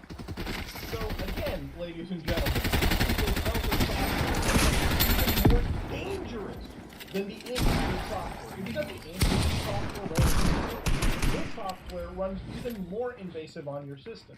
Not only that, it comes with its own DRM, and in certain cases can actually cause serious harm to the user. So again, if you're dumb enough to cheat in a video game and also dumb enough to install their crazy software, I kind of don't have sympathy for you getting hacked. But it's a good showcase to teach you that as this cheating software gets so invasive, so does the anti-cheat software. And unfortunately, the average gamer, like me and you, are caught in the middle of it. We have to have our computers basically be penetrated security-wise just to play video games nowadays. And even for these AI cheats, there's actual AI anti-cheats, which again are designed for looking at video footage and basically discerning if maybe AI was involved in the aiming or maybe it wasn't. Again, I don't understand the point of the software. Usually you want to stop a cheater in real time, not after the cheating has happened, where again, gamers already have quit the game. There are games like The Finals, which recently just had a beta, and they had a very serious cheating situation. So again, that's a game in beta. And again, because of their cheating situation, you can bet the anti-cheats are going to get even more invasive, because that's what you're paying them for. And the reason why I'm against anti-cheat drivers in general is because sometimes, in some cases, they can be used to attack people that don't have any connection to these games. If you remember about a year ago, we looked at a anti-cheat known as MyProc2.sys, which was a vulnerable anti-cheat driver for a game known as Genshin Impact. This driver is currently abused by a ransomware actor to kill antivirus processes and services for mass deploying ransomware. Security teams and defenders should know that this could be integrated into any malware. So the general idea is they found a code-signed driver called MyProc2.sys, which provides those anti-cheat functions for Genshin Impact. And it was basically being used to bypass privileges, and basically commands from kernel mode would kill endpoint protection processes. So, as of this writing, the code signing for MyProc2 is still valid. Genshin Impact does not need to be installed on a victim's device for this to work. The use of this driver is independent of the game. And I've always said it, I don't really disbelieve like anti-cheat manufacturers. I get it. I understand why they have to do it. And I don't think that BattlEye, Easy Anti-Cheat, Riot Games, or any of these companies are actually out there to use their drivers for a nefarious purpose. The problem is they serve a very dangerous supply chain. If there is a bug detected in their drivers, it could be used against a lot of people in a very nefarious manner. Now again, I went on a massive tirade about anti-cheat technology. And again, this is the crux of why I use virtual cheating. See, when I used to play multiplayer games, the problem is giving up my level of safety and security is plain and easy. And I thought virtual machines was a pretty fine compromise against it. Unfortunately, the gaming population and the gaming development space thought that that wasn't a good compromise, which is why virtual machines have been targeted. Can people use the same virtual machine technology that I use to hack video games? Absolutely. But at the same time, I would argue it's a lot easier to use, malcrafted drivers, something of that nature. I would pretty much say that this virtualized gaming setup material that I use is still very, very, very cumbersome for the average hacker to spin up. Especially when that same hacker has to be streaming to hundreds of people on the internet, pretending that they're a good player anyways. But yeah, that's really one of the things that I wanted to get at over here, right? Obviously, for me, virtual machines are not just a principle, it's a way for me to keep my core computer safe from the various, kernel-level drivers, from the various invasiveness that not just Windows throws at, but these video games as well. Now, it's kind of fucked up that as somebody that doesn't cheat in online video games, I have to basically be on the same chopping block as a cheater just because the method that I use to play video games is now flagged as suspicious by these actual industry developers. And I've said this time and time again, what I do isn't necessarily cheating at all. There are actually far easier ways to cheat. And all of this could easily be illegal if a lot of developers just decided to take a stick out of their ass and enable some of their anti-cheats for Linux software out there. Again, I get that we're 1 to 2% of the population out there in the internet, but Jesus Christ, ladies and gentlemen, as the Steam Deck gets popular, and when Valve finally releases SteamOS to the public, you think people buying any of their handheld PC gaming devices aren't going to be installing SteamOS on there for extra performance, and not to mention the fact that you get a bunch of extra cool features like suspend resume? Yeah, of course people are going to be doing that. And of course, with Valve's effort in the space, they're finally getting very good competition right now to Microsoft Windows. And at this moment in time, I think that a lot of these gaming companies, especially gaming companies that run some of the biggest multiplayer products like Windows and Steam, should probably open up just a little bit, okay? That's all I'm asking. Look, maybe this whole video was me basically trying to beg Ubisoft to finally allow me to play one of my favorite games again on my setup. But yeah, this whole video came out for me basically showing you that virtualization technology is not dead. It's still alive and well. And no matter how many times these companies fight for me to stay on Windows and allow them to invade my computer's privacy and safety, there will always be a method against it, and I wholeheartedly recommend you to always keep yourself safe and never compromise your privacy and your security for any video game company, let alone any piece of software. You know, even looking at things that I covered back in the day, like fostering software, where people during COVID were basically doing tests over the internet. They had to install some of the most invasive shit on their computers. And for me to basically show people how to use virtual machines, even the most invasive levels of virtual machines, to bypass that was a civic duty, okay? Because at the end of the day, no software, whether it be a game or anything, should have such invasive hooks into your system. That's unsafe, it's unwarranted, and you should feel totally okay and well within your goddamn right to keep your stuff safe. And you know, this is not too different from the Xbox. When you play the Xbox titles on your Xbox Series X or the Xbox One, those run underneath virtual machines through Hyper-V. So again, it's totally okay for that to happen there, and it works really great. It keeps everything separate. It's actually one of the main reasons why nobody's really hacked the Xbox One or the Series system. Because even if you can find an exploit in a certain video game, because it's running in a virtual machine, all Microsoft does is crash the VM and force you to reboot. If we could just bring that level of separation, that church and state, over to PC gaming, then I think that would be a fair compromise. In a perfect world, a lot of these games would just have their own separate executable files. They would partition a portion of your GPU, run their games in their own virtualized container, meaning that I couldn't look into their software, and they can't look into mine. And by having that separation, playing their video games for an hour would be a total love by me. But ladies and gentlemen, this is me, Mutahar. If you like what you saw, please like, comment, and subscribe. Just like it's finally upon us. What's going on, am I right? It's a big day. Tomorrow's Thanksgiving, but that's gonna be playing second fiddle. No one's gonna care about Thanksgiving after I tell you what I need to talk about today. What I'm about to announce will end up being a holiday that will be celebrated by human beings for eons to come. And you can tell your great-great-great-grandchildren from the afterlife, they have to be using a Ouija board, that you were here to witness the genesis of it. All of the animals are here in the headquarters, excited. All of the ghosts that haunt my walls have a big smile on their face and celebrating. I am happy to announce that the Dungeons & Dragons show that I've been teasing for like the last 4 months is finally ready.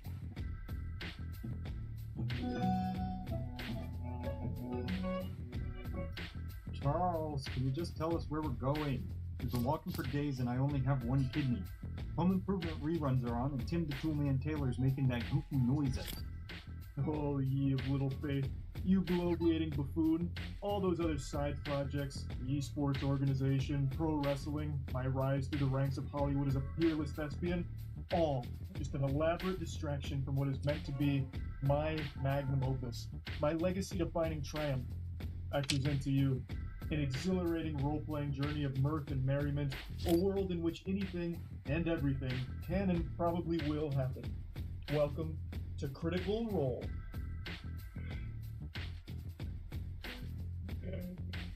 Yeah, so here I'm on the set of The Happiest Place on Earth. This is our multi-million-dollar studio that we've designed for our upcoming D&D campaign, Critical Role.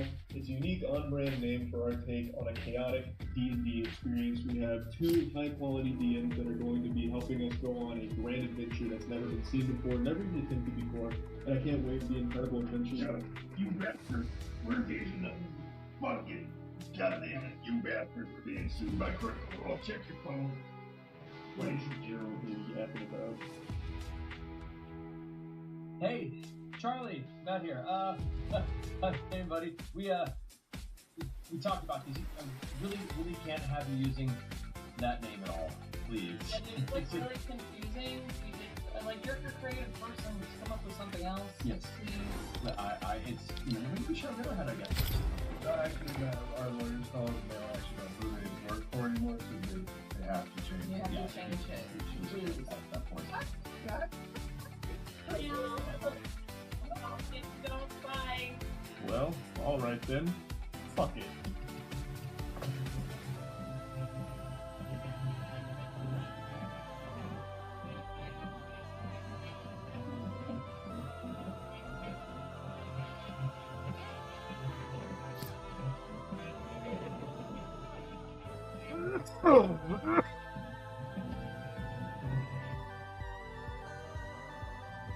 Massive thanks to Wizard Lore, they did that animation there, and I think they absolutely crushed it. There's a link to their work in the description. They do incredible stuff. So we wanted to go all in on this. So we're trying to pull out all the stops, sparing no expense here to deliver an extremely high quality experience that will be memorable at the very least. An unforgettable journey of absolute fucking lunacy. Skill check is unlike anything you've ever seen before.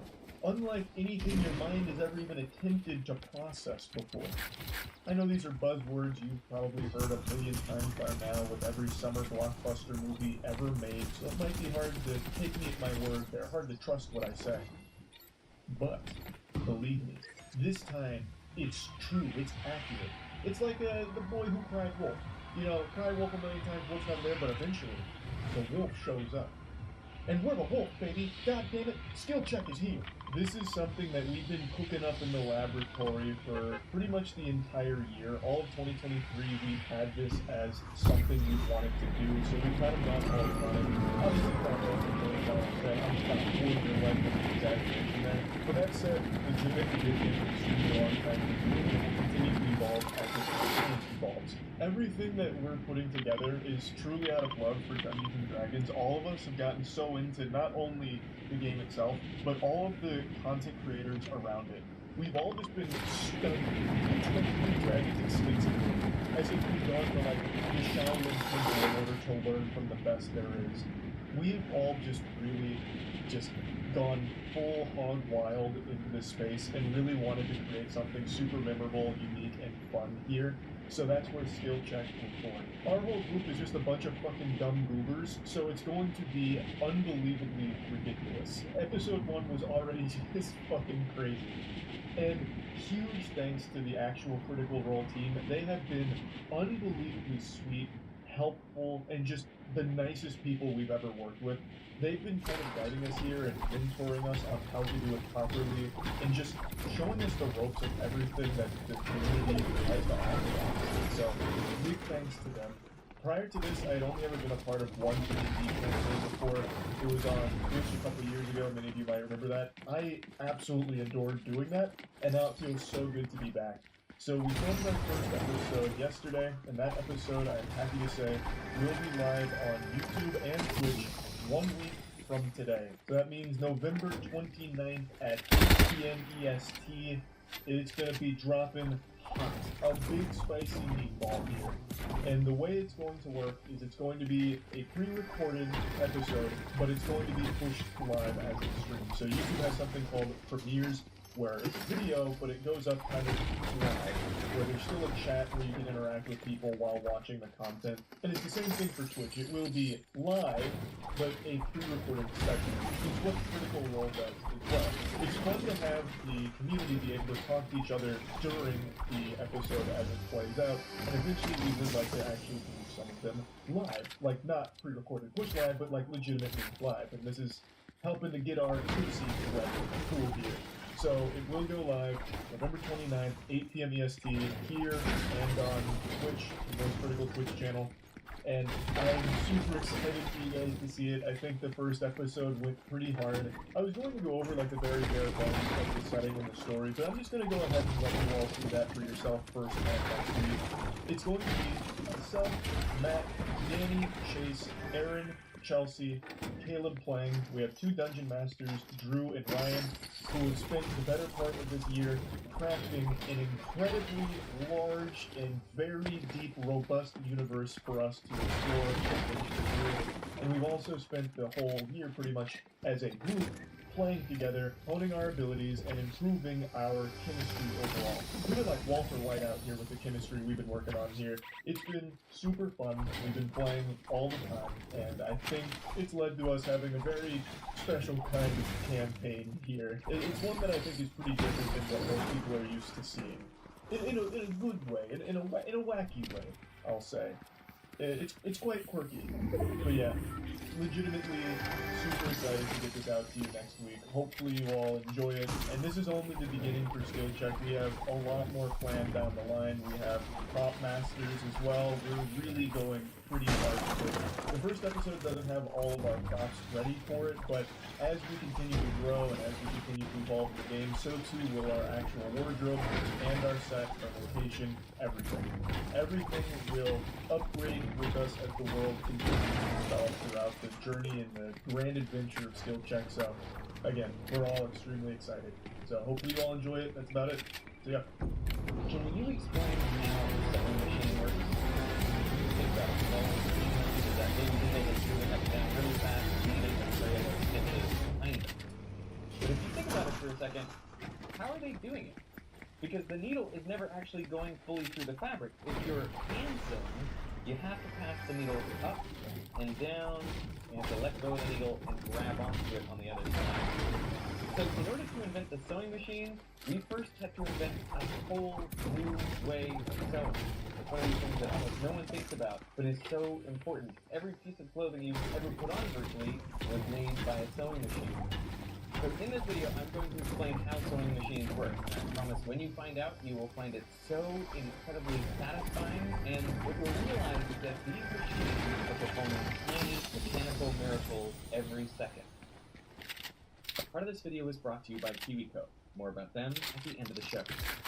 The foot pedal is right by your right foot, and center of your left foot. It does need a lot of pressure, so if he does it, you'll really start going. Alright.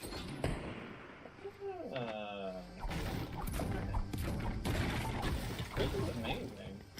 I find it meditative. If I were going to sew two pieces of fabric together, this is how I would do it.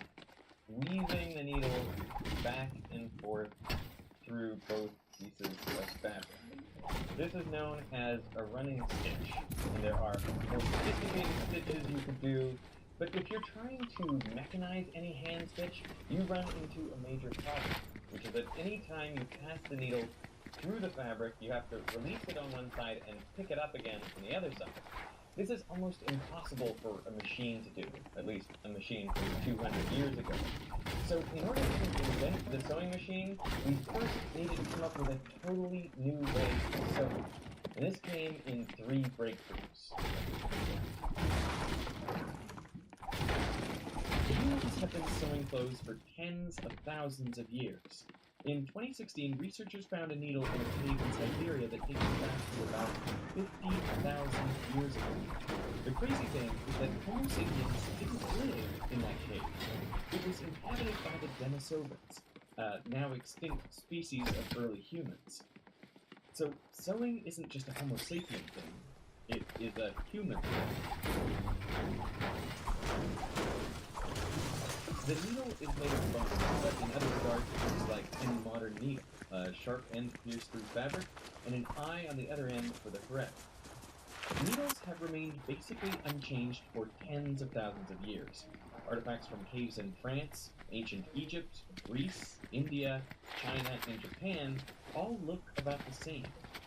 That is, until 1755.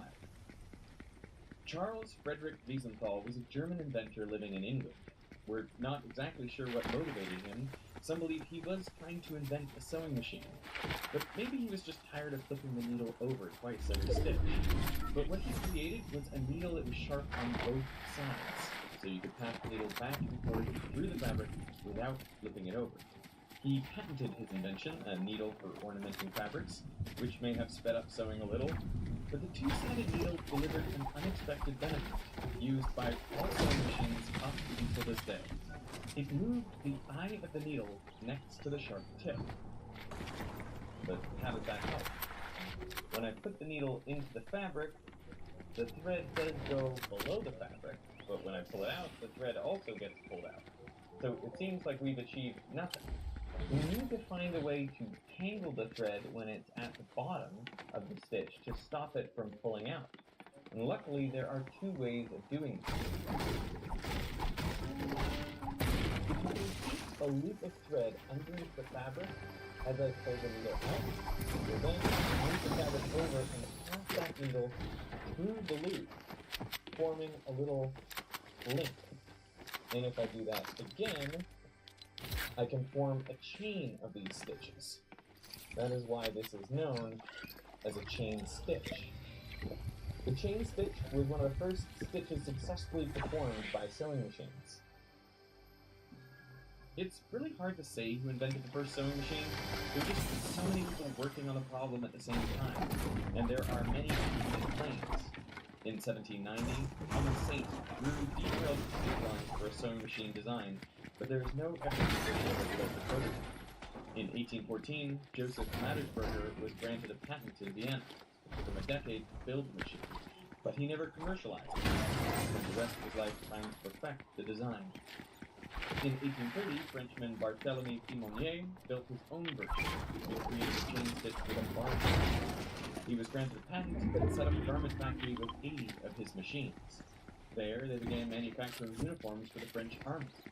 But this invention caused an uproar. A mob of 200 angry tailors ransacked his factory and destroyed all of his machines. It took a few more decades before sewing machines were reliable enough to be commercially viable. The two most reliable ways to build a chain stitch machine were invented at nearly the same time in 1837, when James Gibbs and Charles Raymond received their respective patents. It was easy enough for me to grab the loop of thread and model, but it's much more difficult to design a machine to do this reliably and repeatedly. Charles Raymond's design used a hook. The needle punctures the fabric and carries the thread down with it. Then, as the needle moves up, the thread between the eye and the fabric shortens and buckles, forming a little bulge of thread. At exactly this instant, the sharp hook catches the bulge, stretching it into a loop. And as the needle comes back down, the hook moves backwards, and the needle passes through the loop. The needle comes all the way down, and then as it moves back up, the thread between the eye and the fabric buckles again. The hook catches this bulge, pulling the thread into a loop for the needle to pass through once more.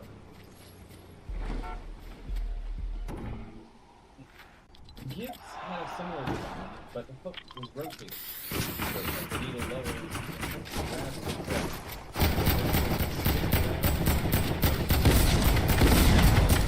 Grabs the second loop. It took Gibbs 37 prototypes, all carved out of wood, to get this incredible looper shape just right. And then, that same shape was used on over 80 models of sewing machines for 80 years. The looper was held by pieces of metal, tightly enough that it didn't fall out, but with enough of a gap for the thread to pass through all the way around. We're showing a simplified model here for clarity. But there's a flaw with this simple way of making a chain stitch. If the thread comes loose, you can easily pull out all the stitching. It's remarkable how quickly and easily the thread gets pulled out because there's barely any friction with the fabric. The only friction holding each stitch in place is the loop from the previous stitch. So once one goes, they just all go in a chain. So people developed more complex chain stitches that use more thread and are more robust. You'll likely find chain stitches holding the hem of your jeans. You can also embroider beautiful patterns with the chain stitch. Any decorative stitches is what it was originally used for, but then it became used for all kind of lettering and flowers. You're sort of reading assets, figuring out if I feel it this direction, where is my next path going to be? You kind of think ahead of yourself. I think as you become more skilled in things too, that's where your work begins to look a lot more.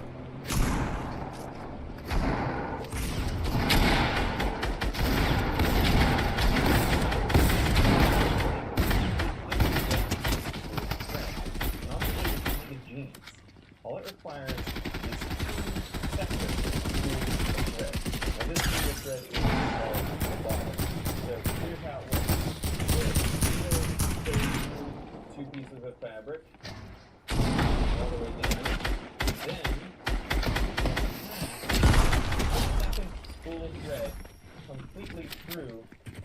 a loop in the top spool, and then bring the needle back up,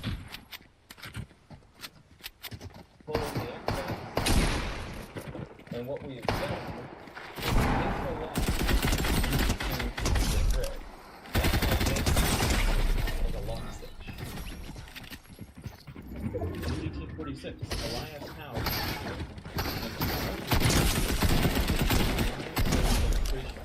came to the sewing machine versus 5 seamstresses. Howe's machine worked, but it wasn't elegant. The machine used a curved needle, the fabric hung down vertically, and it could only make stitches in a straight line. 5 years later, Allen B. Wilson dramatically improved the lock stitch sewing machine, receiving 2 patents, one in 1850 and one in 1851. The first patent was for the vibrating shuttle lock stitch machine. Although it's called a vibrating shuttle, it actually oscillates back and forth, and inside it is a small bobbin of thread. As it moves forward, it catches the top thread from the needle, forming a loop, and as the shuttle passes through this loop, it creates a lock stitch by intertwining the top thread with the lower bobbin thread.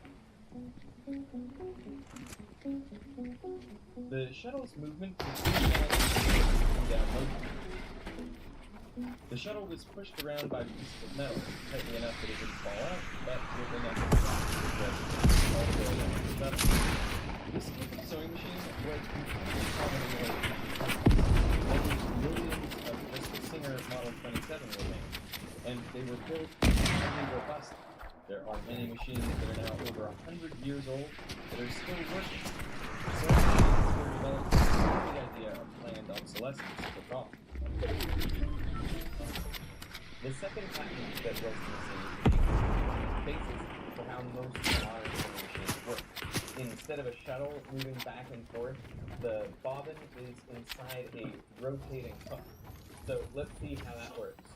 The needle comes down, pulling that top thread. It goes down really low, and then it pops back up a little bit, creating this little bulge here.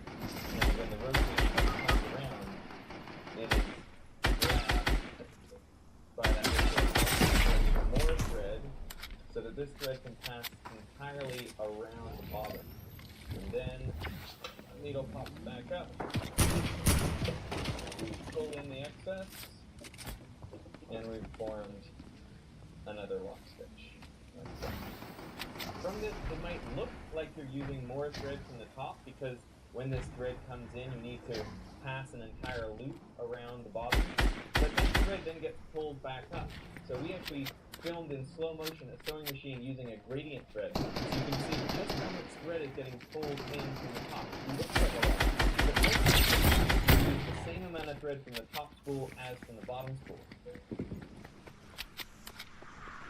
The tension needs to be identical on both the top and bottom threads, so the same amount of thread is used in each stitch. Tension at top is stitch pull between the middle of the two fabrics, leading to a much weaker stitch. This is true for both vibrating shuttle and rotating shuttle for lock stitch machines. But what does result is a lot of friction. You can imagine this piece of thread is getting pulled back down and back up a whole bunch of times with every stitch.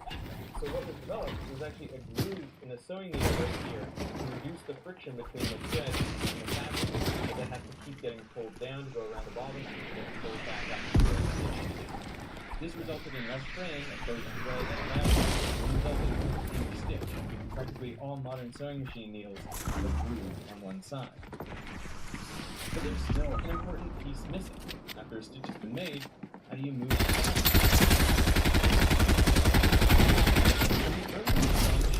Fabric would be moved by hand after every stitch, but that was obviously slow, inefficient, and the stitches wouldn't have been identically spaced. A few designs were attempted, but the most successful one was also invented by Allen B. Wilson. His idea was a small piece of metal, the foot, that would press down on the fabric. When the needle is not in the fabric, a small piece of metal with grooves in it below. It grabs the fabric and then moves back a fraction of an inch, advancing it to where the next stitch should be. This design is used in practically all sewing machines today. They're called feed dogs. There are some modified versions of this idea. Stitch break. The freestyle machines, there's a handle underneath the machine, and it rotates the entire nose of the machine. Okay. And this pressure foot, that will basically advance the motor 360 degrees. So right now we've got this hooked up to a single motor, but back then these were all powered by one big generator, one big like full powered generator, and so they're kind of stripped back. There used to be a pin, we've taken them off because we don't need them anymore. And what you would do is you pull down, and it would immediately engage the machine because this was spinning continuously. Because it was all hooked up by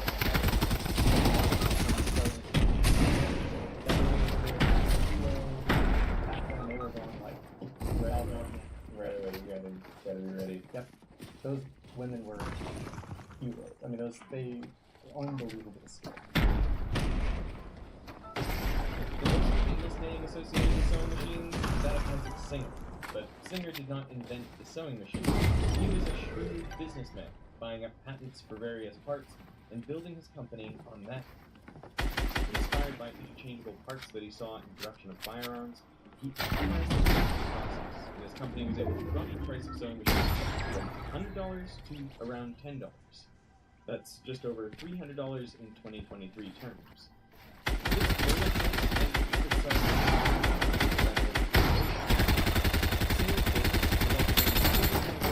To offer an installment payment plan, allowing the buyer to pay it off over a few months rather than paying the entire cost up front.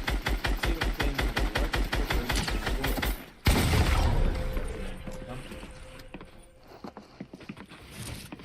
Before the advent of sewing machines, it would take over 12 hours to sew a single trade. It now takes less than 30 minutes. In 1900, the average American family spent about 15% of its total income on clothing. In 2003, it was less than 4%. But despite spending less, we own more clothes. In 2019, the worldwide average number of garments owned was over 130. Each year, 100 billion garments are produced. And just in the US alone, 11.3 million tons of clothing ends up in landfill. That's nearly 35 kilograms of clothing for every man, woman, and child that is thrown away each year. But should we blame sewing machines? The sewing machine is brilliant. Invented, iterated upon, and improved by dozens of people. They really have revolutionized the world. All it took was inventing a completely new way to sew.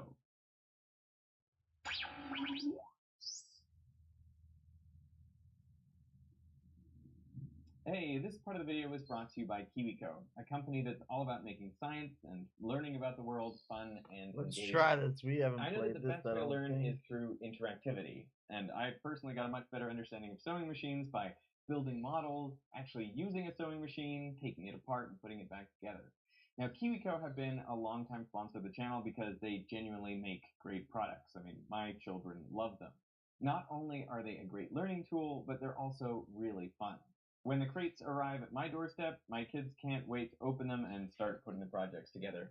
This month, we built a coin-eating robot. And amidst all the fun they were having, there were also lessons in electric circuitry, cams, and mechanical linkages. Each crate comes with all the materials you need, detailed instructions, and an explanation of the science behind the project. It's so nice that everything is there and ready to go. You don't need to run out the store and gather any extra supplies. I can just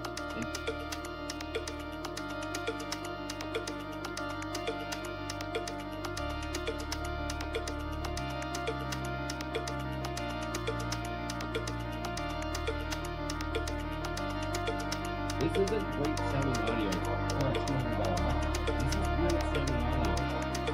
This is some of the best I've sounded in a video ever. It's talking a lot about the robotics from electrical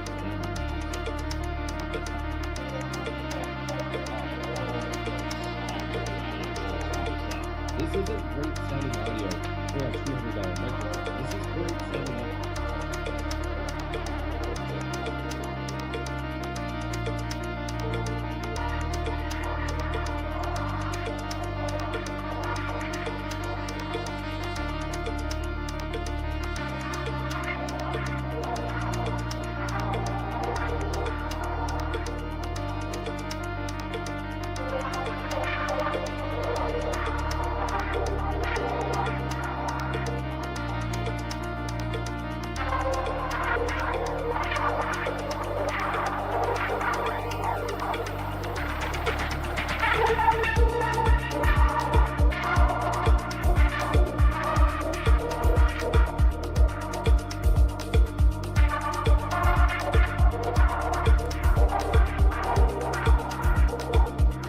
Okay, I think the camera's rolling. Is the light on? Okay, here we go.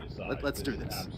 G'day, Shredders of the world. It's your mate Scotty here with another hit of Shred-Again. Now, we might have broken into the slalom run for a little downhill mayhem. We did. But maybe they let us in. They didn't. But who's to say? So, we're gonna look for some trouble while no one else is looking. Let's drop.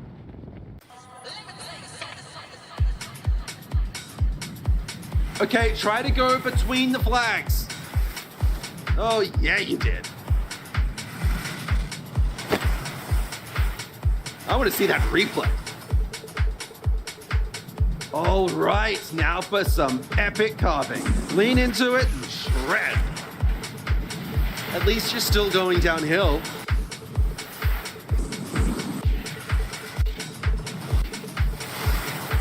We've got flags to hit.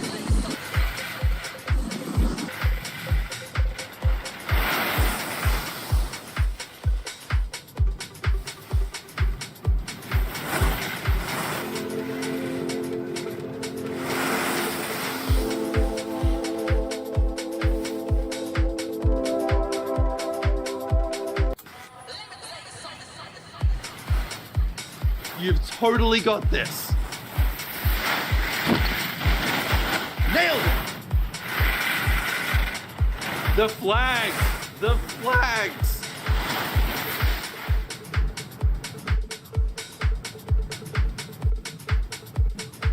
Yeah, there you go.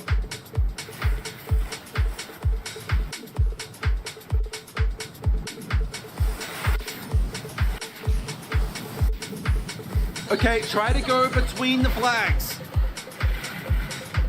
Slalom so well. Booyah!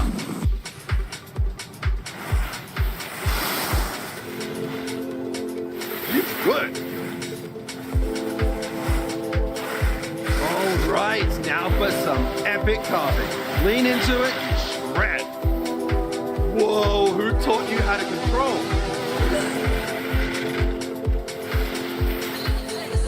Whoa, this is not your first time at this.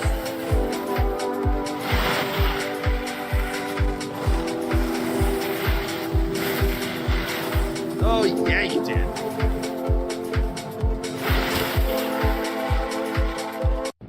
Hey, it's Lisa. I've got an idea that might fix all of this. Oh my god, what? I just spotted 2 YouTubers that will probably do anything for a good video. Anything's good. But our budget is like, not anything. Yeah, I'll see what I can do about that. You keep that leg of yours resting and up. It's not gonna heal itself. Yeah. I'm still allowed out. You can't stop me. I know. Just take care of yourself, all right? What are these cuts? The heck is this? Someone put a flippin' flag over our jump. We spent all morning on this thing. Ugh. No worries. This might make it more fun. We're taking this flag out. Follow me.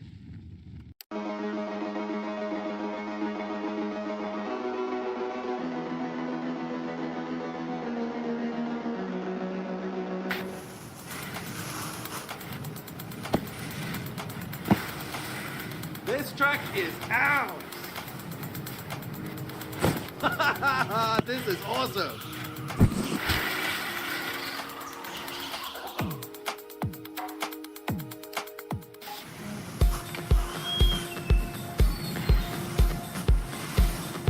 This track is ours.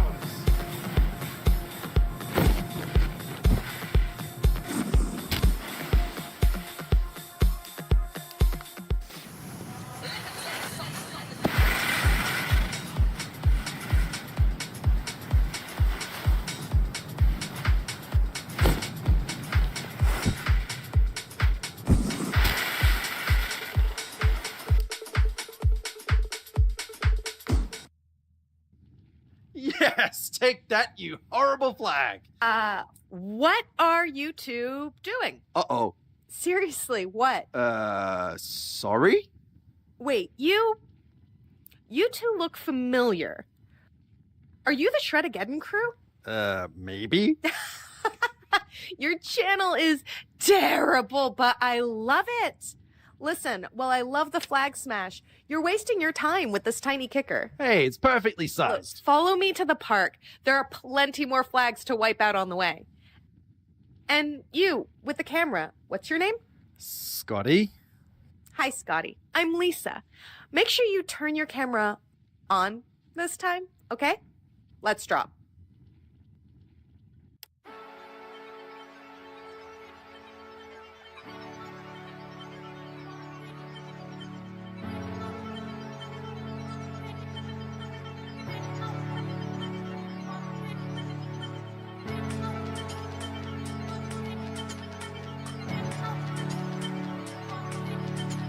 We're going for the flag. Follow me. You missed that one back there. The first one.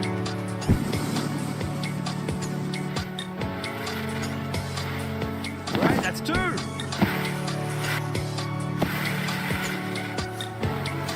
3.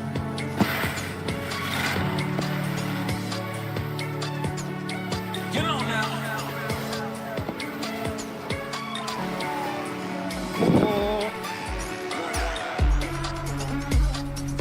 Got 5. Let's go. Get on now. That's 6.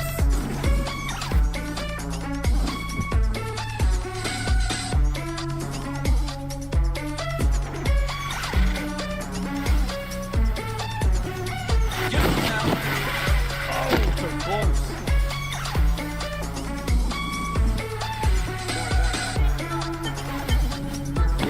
Yep, number 7. Get on now. Number 8.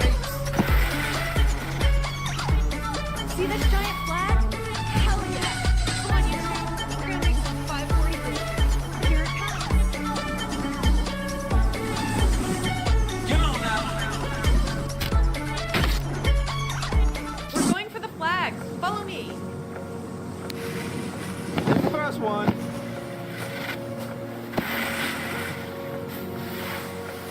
Right, that's 2.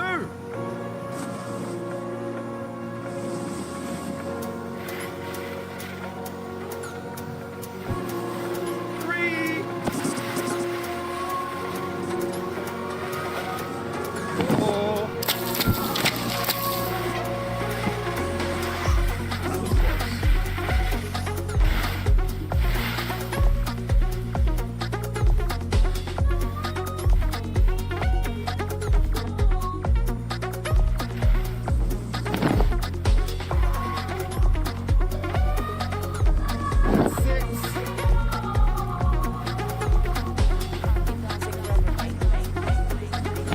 Yep, number 7.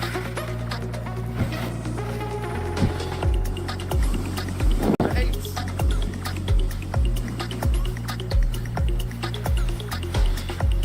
Number 9. Yes, that's 10.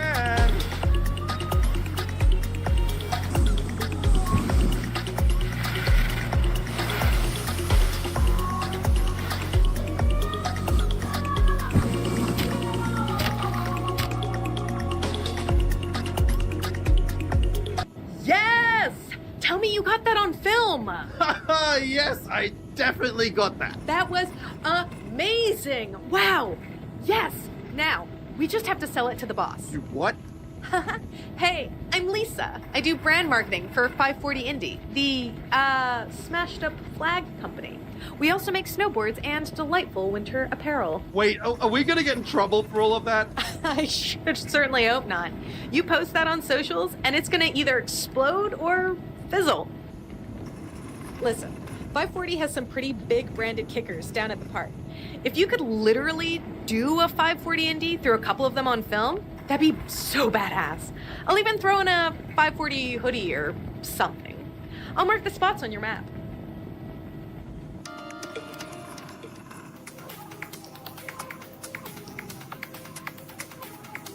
We have got to impress Lisa. Let's do a little warm-up before we hit the big park. All right, here's a big jump. Let's go, let's spin it.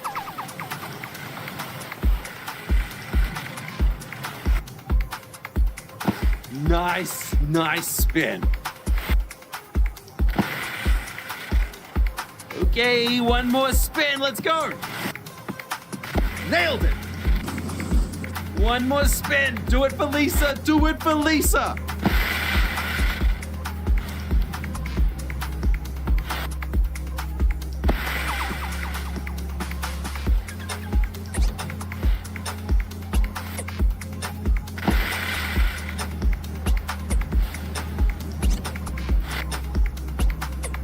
Oh, you did a spin. That was a pretty good spin.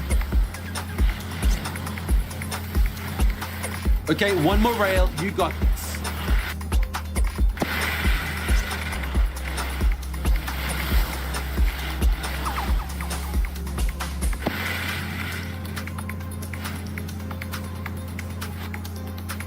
Oh, yeah, you did.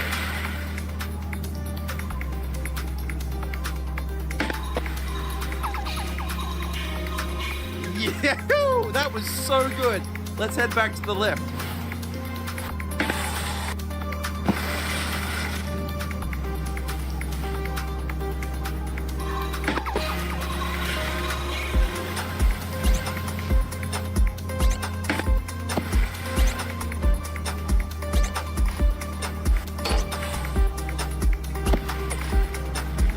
Alrighty, that was great. Let's head back to the lift.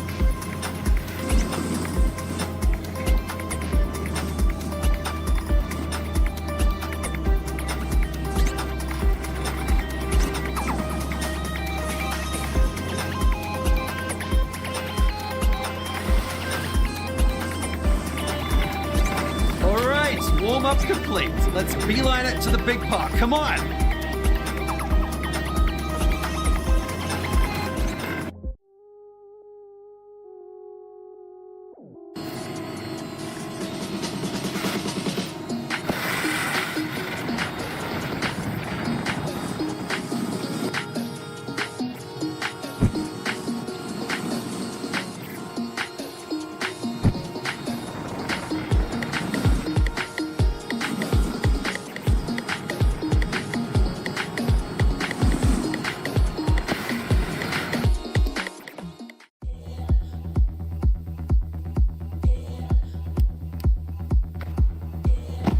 Oh well, one more shot.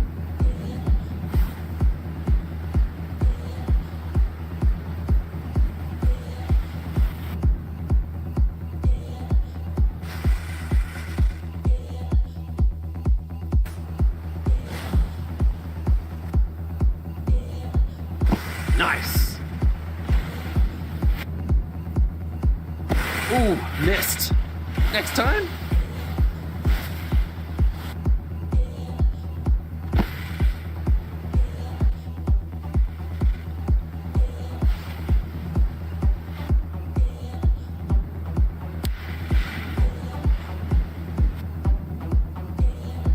I want to see that replay.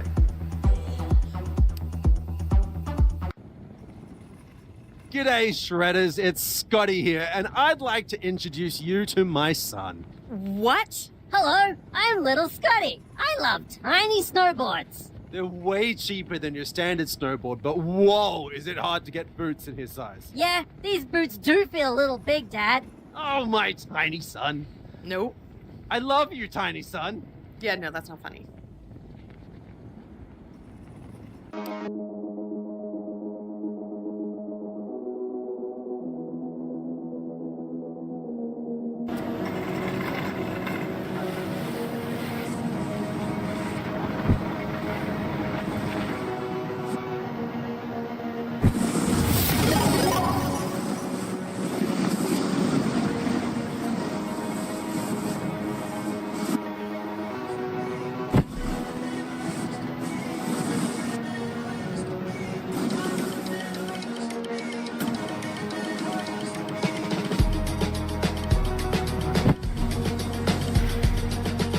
So before we shred up one of these, can we do a little promo video for 540?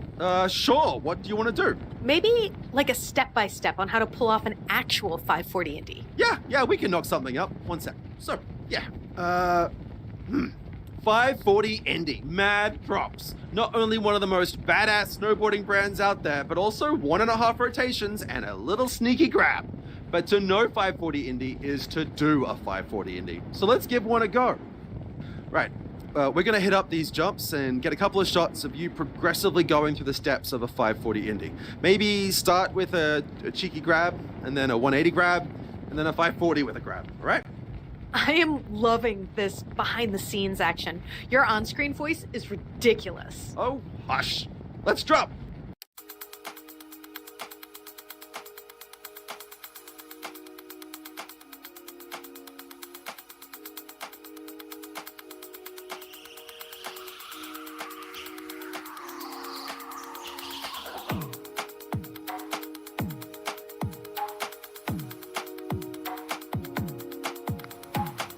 Okay, here's the jump. Reach between your toes to do a little Indy. Don't forget to land.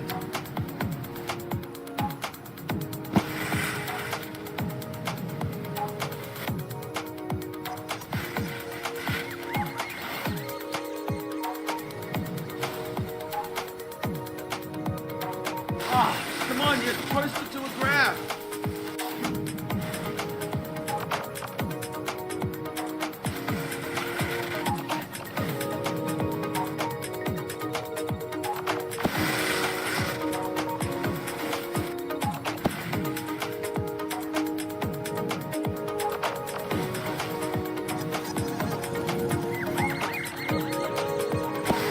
Come on, remember to do an Indy.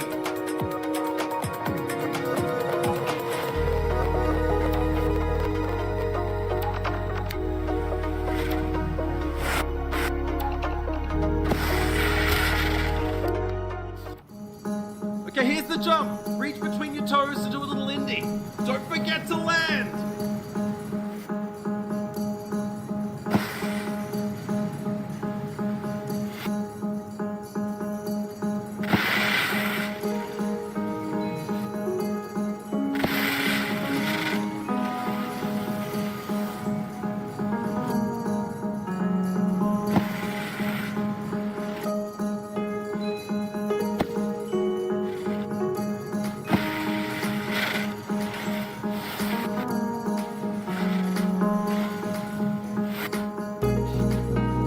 Okay, here's the jump. Reach between your toes to do a little Indy. Don't forget to land. Ah, come on, you're supposed to do a grab.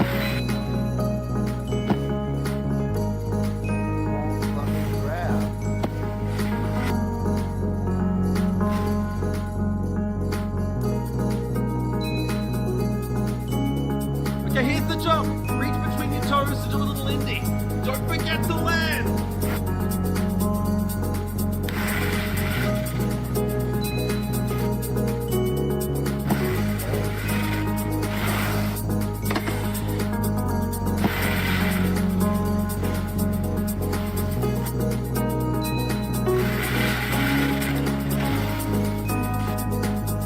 Okay, here's the jump. Reach between your toes to do a little Indy. Don't forget to land.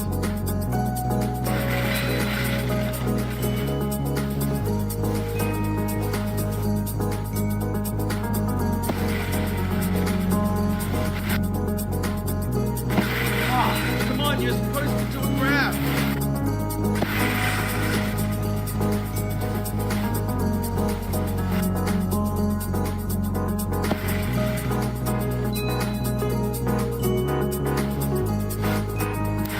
Oh, come on, remember to do an Indy.